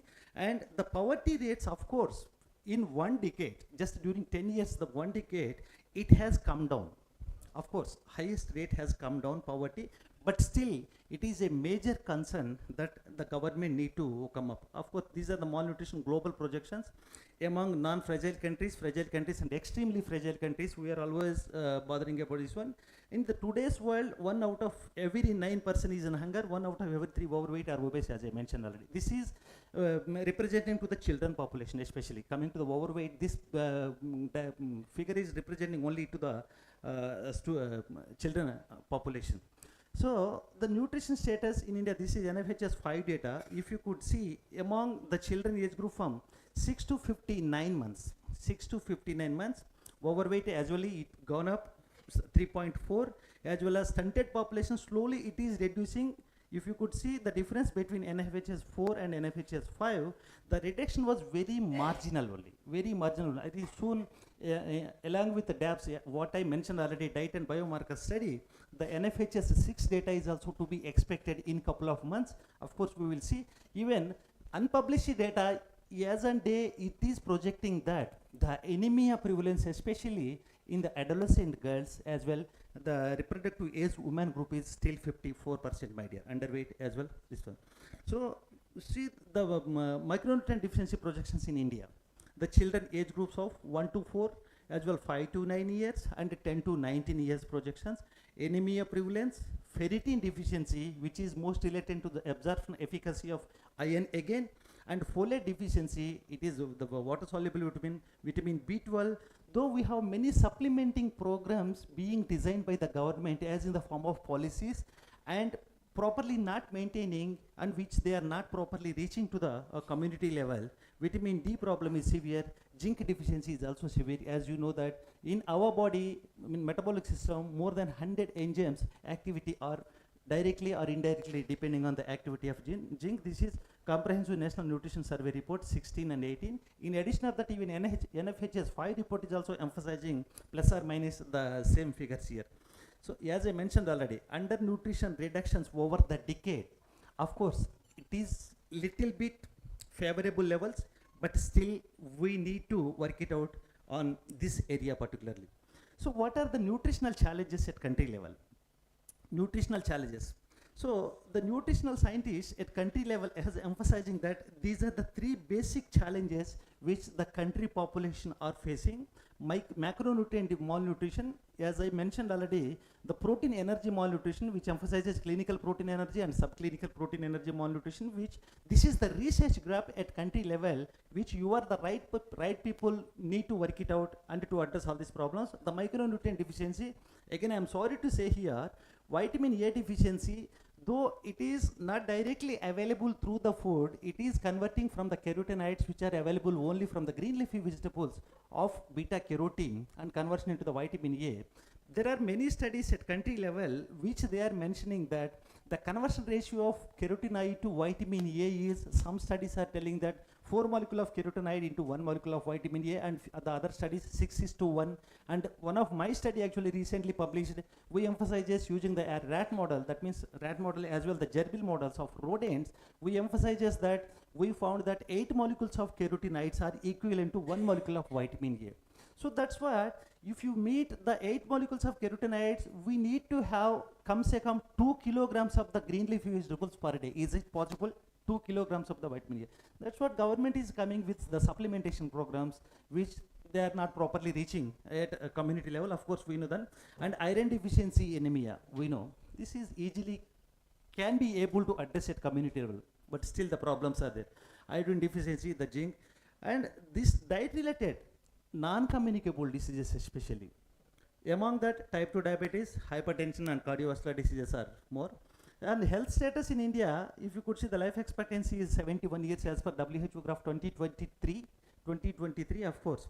If you could see the life expectancy, when compared to the India, even the underdeveloped countries in Asian continent itself, like Bhutan, Nepal, Bangladesh and Sri Lanka, they are maintaining little good practices in terms to meet the nutritious food to their population at country level when compared to the India. Of course, this is what I mean to say, and what I mean to tell you here is, this is the gap, but we have already the resources. The only thing is, we need to address and we need to educate the people at community level. We have a beautiful policies has been designed by the government with the experts, but the only thing is, there is a communication gap. We need to connect the bridge between the policy holders as well. It's supposed to reach to the community to address all these things. We need not to spend even much these things also. The human resources at medical field, of course, one doctor in actually as per the WHO now, the 1,000 people supposed to be depend on one doctor. Rather than that, around 1,350 people, nurses services as well, the health worker services also. These things, these are the shortfalls, especially in terms of the country related to the medical field. So actually, the major drawback here is health is coming under the state subject. In India, health is coming under the state subject.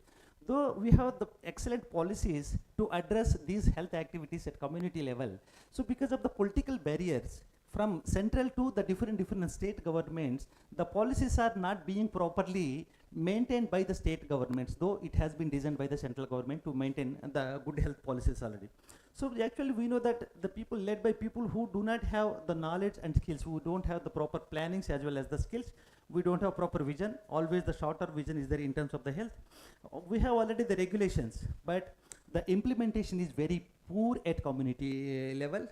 Mobilization of the community is also very poor, as we know, and these are the actions need to be taken in terms of the political barriers, more health insurance coverages, registered private practice facilities and everything. Okay, so in recent years, actually these are the regions which has been emphasized by the experts to increase the malnutrition as well the overnutrition also. You see, urbanization, because many of us, even including we people, we are running towards the urban metropolitan cities. Lifestyle changes are many, as well the smoking, higher prevalence of hypertension, diabetes, mellitus, blah blah blah, many things. So the undernutrition in countries again remains shockingly high, despite, as I mentioned already, impressive reduction in terms of only stunting. This risk is continuously led to the adolescent girls, women and children, especially social and economically deprived communities in the country. This undernutrition especially, it is reflecting particularly to the adolescent girls, women and children, social and economically deprived communities. So these are the UNFPA, according to their survey in India, among the Asian continent countries, they have been already given one statement about the India. The rural population in India, especially majority of the women or girls in India are married before they turn 18 by the violation of law. In India. Because of that, 30% of the children are born with low birth weight, as well most of them are potentially wasted and stunted at a community level. Of course, the WHO as well, the UNICEF has given the targets to the developing countries as well, underdeveloped countries. These malnutrition projections, what we are seeing here, by 2030, according to those norms, actually these malnutrition projections graphs need to come down into the single digit. As far as the concern now, the anemia in India is close to 54%. In addition of that, stunted, wasted and underweight population is also gone up like close to 30, 25, like that. Just we have time is only 5 years. I don't think so that these figures will come down into the single digits by 2030. So the other end, if you could see, the food wastage at country level actually. This is also a severe problem. We are also part of it here, and we need to take home message from here itself, just appealing from here, that if you could see these figures These are all really realistic activities that we need to take care and control the wastage of food at community level. Then it is possible to address the malnutritional gap, and the people, the percentage of people what I mentioned, more than 16 to 19%, still they are unable to attend even single meal per day. It is very easy if we can control all these wastage for food activities at country level. So the yearly wastage, this is country's graph only. Yearly wastage is 68 million tons.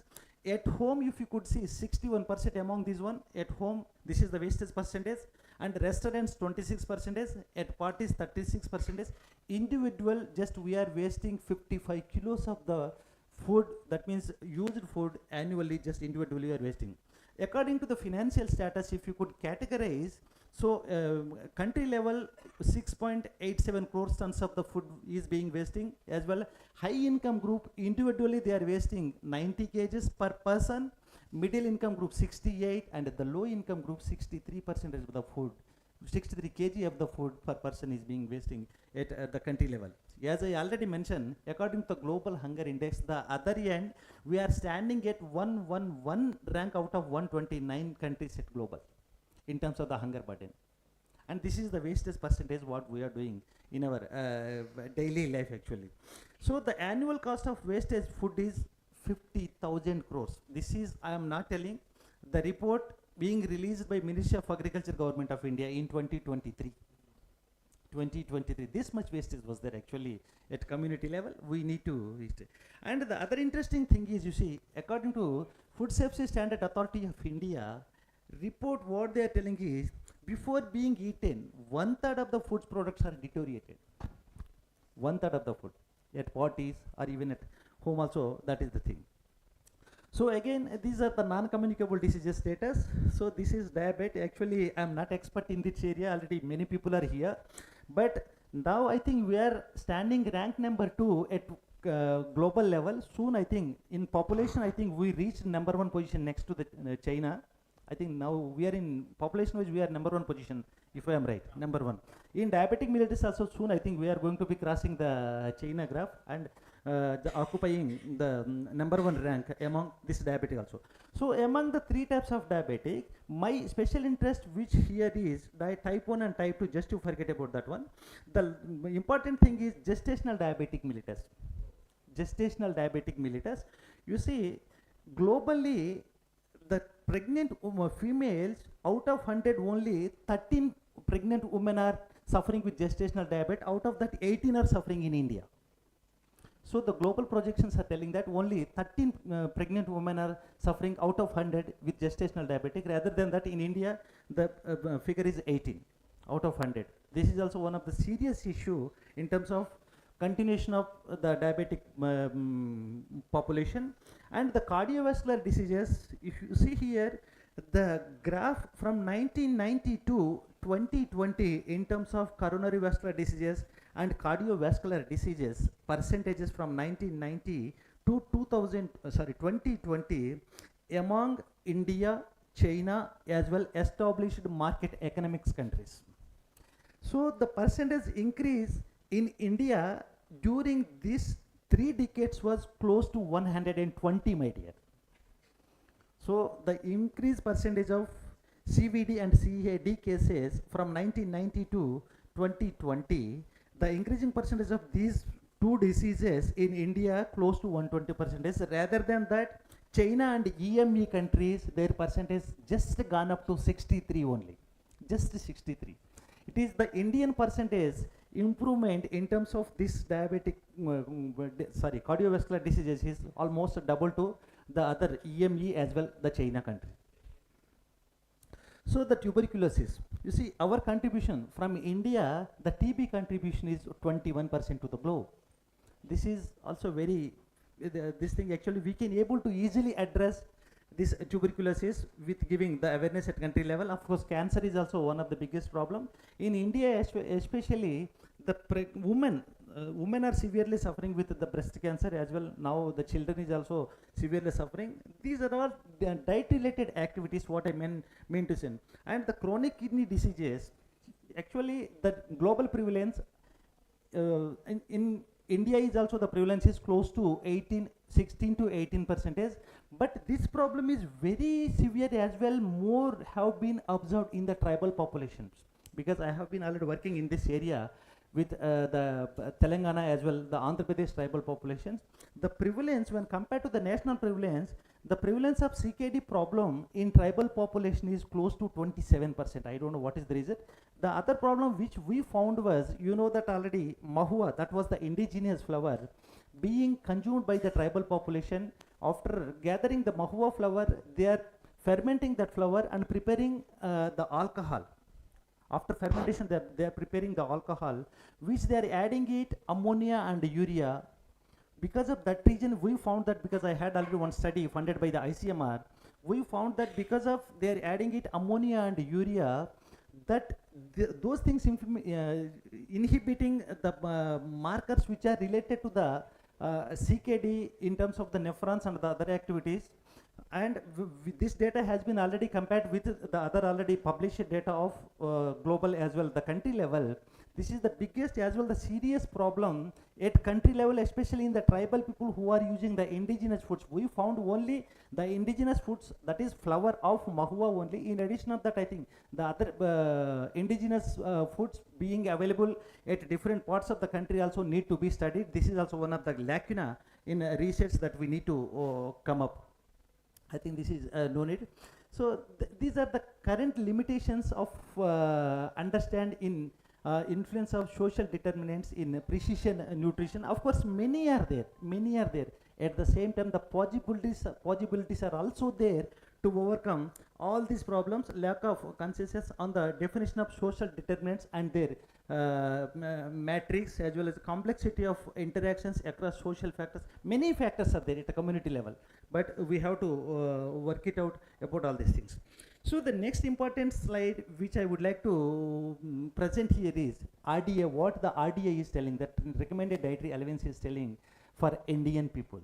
See, this is the recommended dietary allowances which has been published by the National Institute of Nutrition by 2020, if I am right, Sanju? 2020. If you could see here, the healthy adult man or a healthy adult woman, if they are 60 kg of the weight, they are supposed to meet 2,700 kilocalories of the energy per day. Rather than that, just they are attaining only 2,000 kilocalories. Out of 2,700 kilocalories they are supposed to meet, and this is the energy gap at country level. This is representing the country level. In addition of that, adult women as well, if you could see the pregnant women, lactating mothers, and all age group children population also. This is the gap.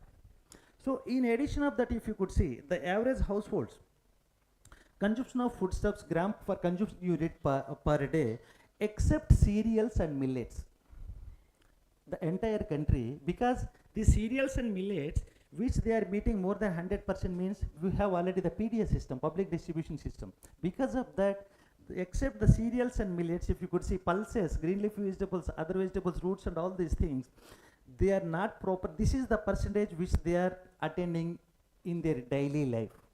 If you could see the green leafy vegetables, as I already mentioned that country is the second largest producer of green leafy vegetables and all those things, but the percentage what we are eating is just close to 7. So this we need to address. And coming to the nutrient, you see the protein RDI, recommended dietary intakes 2020, we recommended that 54 gram of protein is required for the healthy body. Rather than that, the rural population as per National Nutrition Monitoring Bureau data emphasizing that 46, and the tribal people India, of course, close to 46. The both are already similar. And the energy, as I mentioned already, this is the gap. Calcium out of 1000 milligrams, the rural population NNMB data is showing that only 350. The tribal population is only 300. This is the percentage of intake of the calcium. And iron, out of 19 milligrams, only half of the iron is being available through the diet to the body. As well, the tribal population is also close to 12. Vitamin A, out of 1000, this is the intake percentage, as well the thiamine and the other vitamins. Actually, this is the proportion of the recommendations of the meal that we need to intake from different food sources. Cereals and millets, less than 40% of the energy is supposed to meet to the body, as well the pulsate fats and the other food substances. So what are the barriers? Can I take just 5 to 10 minutes? Is it okay? So Yeah, so actually these are the nutritional barriers while taking the food access. We know that, as I mentioned, we have already many gaps in the country.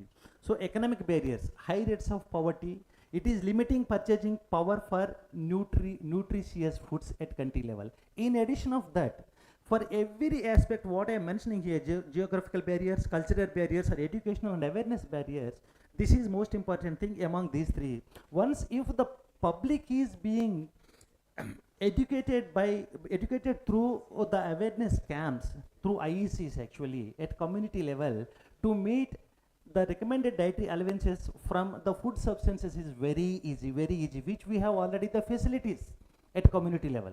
But the only lacuna is awareness at community level. This we supposed to take it into the consideration. So as I mentioned already, the important thing is street foods and junk foods. So they are playing in the country level most important things. These foods has been already introduced by the developed countries. Economically well-versed countries has been developed these kind of the foods. But now they are taking care in terms of their health conscious. Because in USA, if you could see 2 decades back, so far the projected non-communicable data, the US was the country standing at rank number 1 position in terms of diabetic or CVD, CHD, cancer, whatever the things. But the US Assembly has passed one resolution that just 2 decades back, if you are the citizen of US, you must have to fill your plate more than 40% with green leafy vegetables and healthy foods. That every citizen must have felt that that is their responsibility and they are maintaining the health conscious. Now, if you could see the non-communicable data, their graph has come down like anything, as well the overweight population also is coming down. Rather than that, the developing countries and the underdeveloped countries graph in terms of this street foods utilization is going up like anything as well. The obesity, overweight population also, this thing. Because I am working on this area also, I am sorry to say that here, you see every day at global level, 2.5 billion people are every day attaining to take these street foods and the junk foods in country level. This is the agency actually, Red Sea Consulting Agency report is saying that in the market, especially in the India, you see more than $65 billion of the market with street foods and the junk foods is being run in India. Of that actually only most of the percentage of the market is being run by the unorganized sector, which they don't know actually how to maintain the hygienic conditions while preparing. Most of the, more than 65 to 70% of the market in the street foods and the junk foods is being run by the unorganized sector in India. That was the biggest challenge actually, which the diarrhea and the other problems, as we know. In addition of that, we found that the people who are consuming these street foods and these street foods from the unorganized sector, the entry of heavy metals in their body also we found. In Hyderabad study actually, I think in the paper yet to come. Of course, the many things are there. These heavy metals, as we know, once if they can enter into the body, they can damage several biological processes, and they are not properly involving into the digestion process, leading to kidney, bones, liver, and nerve system, as well as CHD, CVD problems, according to the paper which has been published in 2018. So, in addition of that, the other factors, you know, the environmental factors, especially rising of the carbon dioxide and carbon monoxide, these are depleting the effect of production of food grains, which are highly favorable to the protein and other micromolecules. And these are the challenges and dilemmas. Of course, nutrient gaps must be calculated at country level. Nutrient gaps. But so far in our country, we have the nutritional data on raw foods only. It is available, only raw foods. As I know already, as I told you that we have already came up with the IFCT book, Indian Food Composition Tables, which it covered already at country level. We collected more than 500 foods of raw foods only, and we generated the nutritional data. In the DAB study, where I am mentioning already, diet and biomarker study, the cooked food data also is available soon in a couple of months, because when we are considering to calculate the energy levels, we must have to take the cooked food data only rather than that, because the processing, the food processing methods in India entirely differ among the zone to zone. During the processing itself, the loss of essential nutrients, we found that from 5% to the 70%, especially the carotenoids and vitamin C and the other favorable elements which are very much required to the body. The losses, we found that 5% to the 75%. This is also one of the challenges things is the community importance, mobilization of the community, as well the involving residents in the decision making process. It can create the awareness among the community levels. Of course, as you know that the country has come up with many policies, and they introduced it at the community level. Among that, this is universal salt iodization program, which helps to come down the thyroid deficiency, iron and folic acid supplementation program, universal mega dose of the vitamin A. Still the country is largest producer of green leafy vegetables, but this vitamin A deficiency under 5 children is very emphasizing according to the WHO. Among the 35 and 36 states, including the union territories, still Madhya Pradesh is one of the states which the prevalence of vitamin A is close to 0.5% according to the WHO. Midday meals, of course, this is the beautiful program which is being designed by the government, but the implicacy at community is again the problem.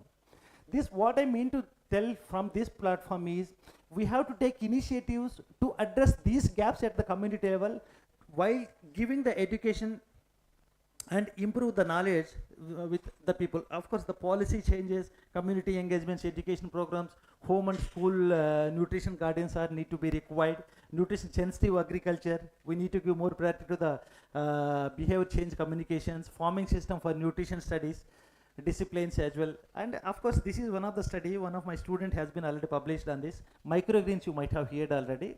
Microgreens as well, these are the different cooking oils and the fat percentages among the cooking oils.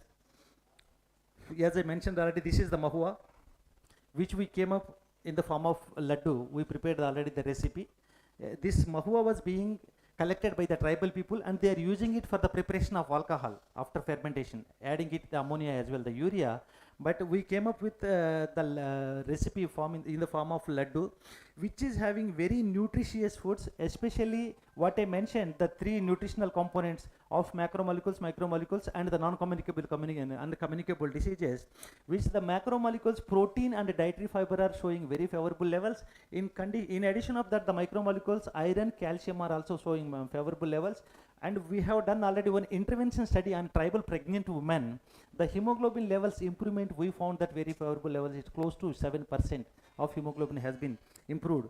The people who attended this mahua laddu using this one, of course, the Telangana Honorable Governor also was taken up this study at state level. As my colleague already shown, this is the food plates differences among urban India as well as the rural India, if you could see. This kind of the things that we supposed to attend in our daily meal. Of course, we will try. This is food classification. As I told you, Indian food composition tables. This is the book which has been released in 2017. It is covering more than 500 foods with the nutritional composition of raw foods only at country level. So far, we are depending on this one only to calculate the energy levels during any disease burden calculations or something. But soon, in couple of months, we are coming up with the cooked food data also from DABS project. That will give the proper calculations of the energy to do the burden of the to calculate the disease burden also. Of course, again you see trends in nutrition research outputs impact factors among China, India and the US. See, this is the India position from 2000 to 2010. Of course, there is a little bit improvement is there in terms of the publications of nutrition research as well. China is also little bit better, but you see the US, America, they are giving more priority to the health, and these are the topmost journals related to the nutrition, no need. And the basic student perspective, these are the research areas that you need to focus: basic research, clinical research and programmatic research. Of course, many policies, even we can intervene the nutrition research related to the policies, the core research areas. And actually the research gaps and opportunities in precision nutrition, actually how we supposed to do. I think the time is also not permitting. Of course, these are the nutrition gaps we supposed to take. National priorities where the NIN is working in addition of collaboration with many international organizations and the other agencies. These are my projects, of course, just to forget. Thank you.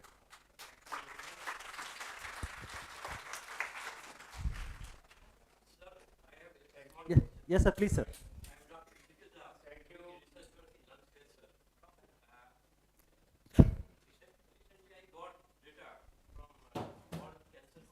Hey.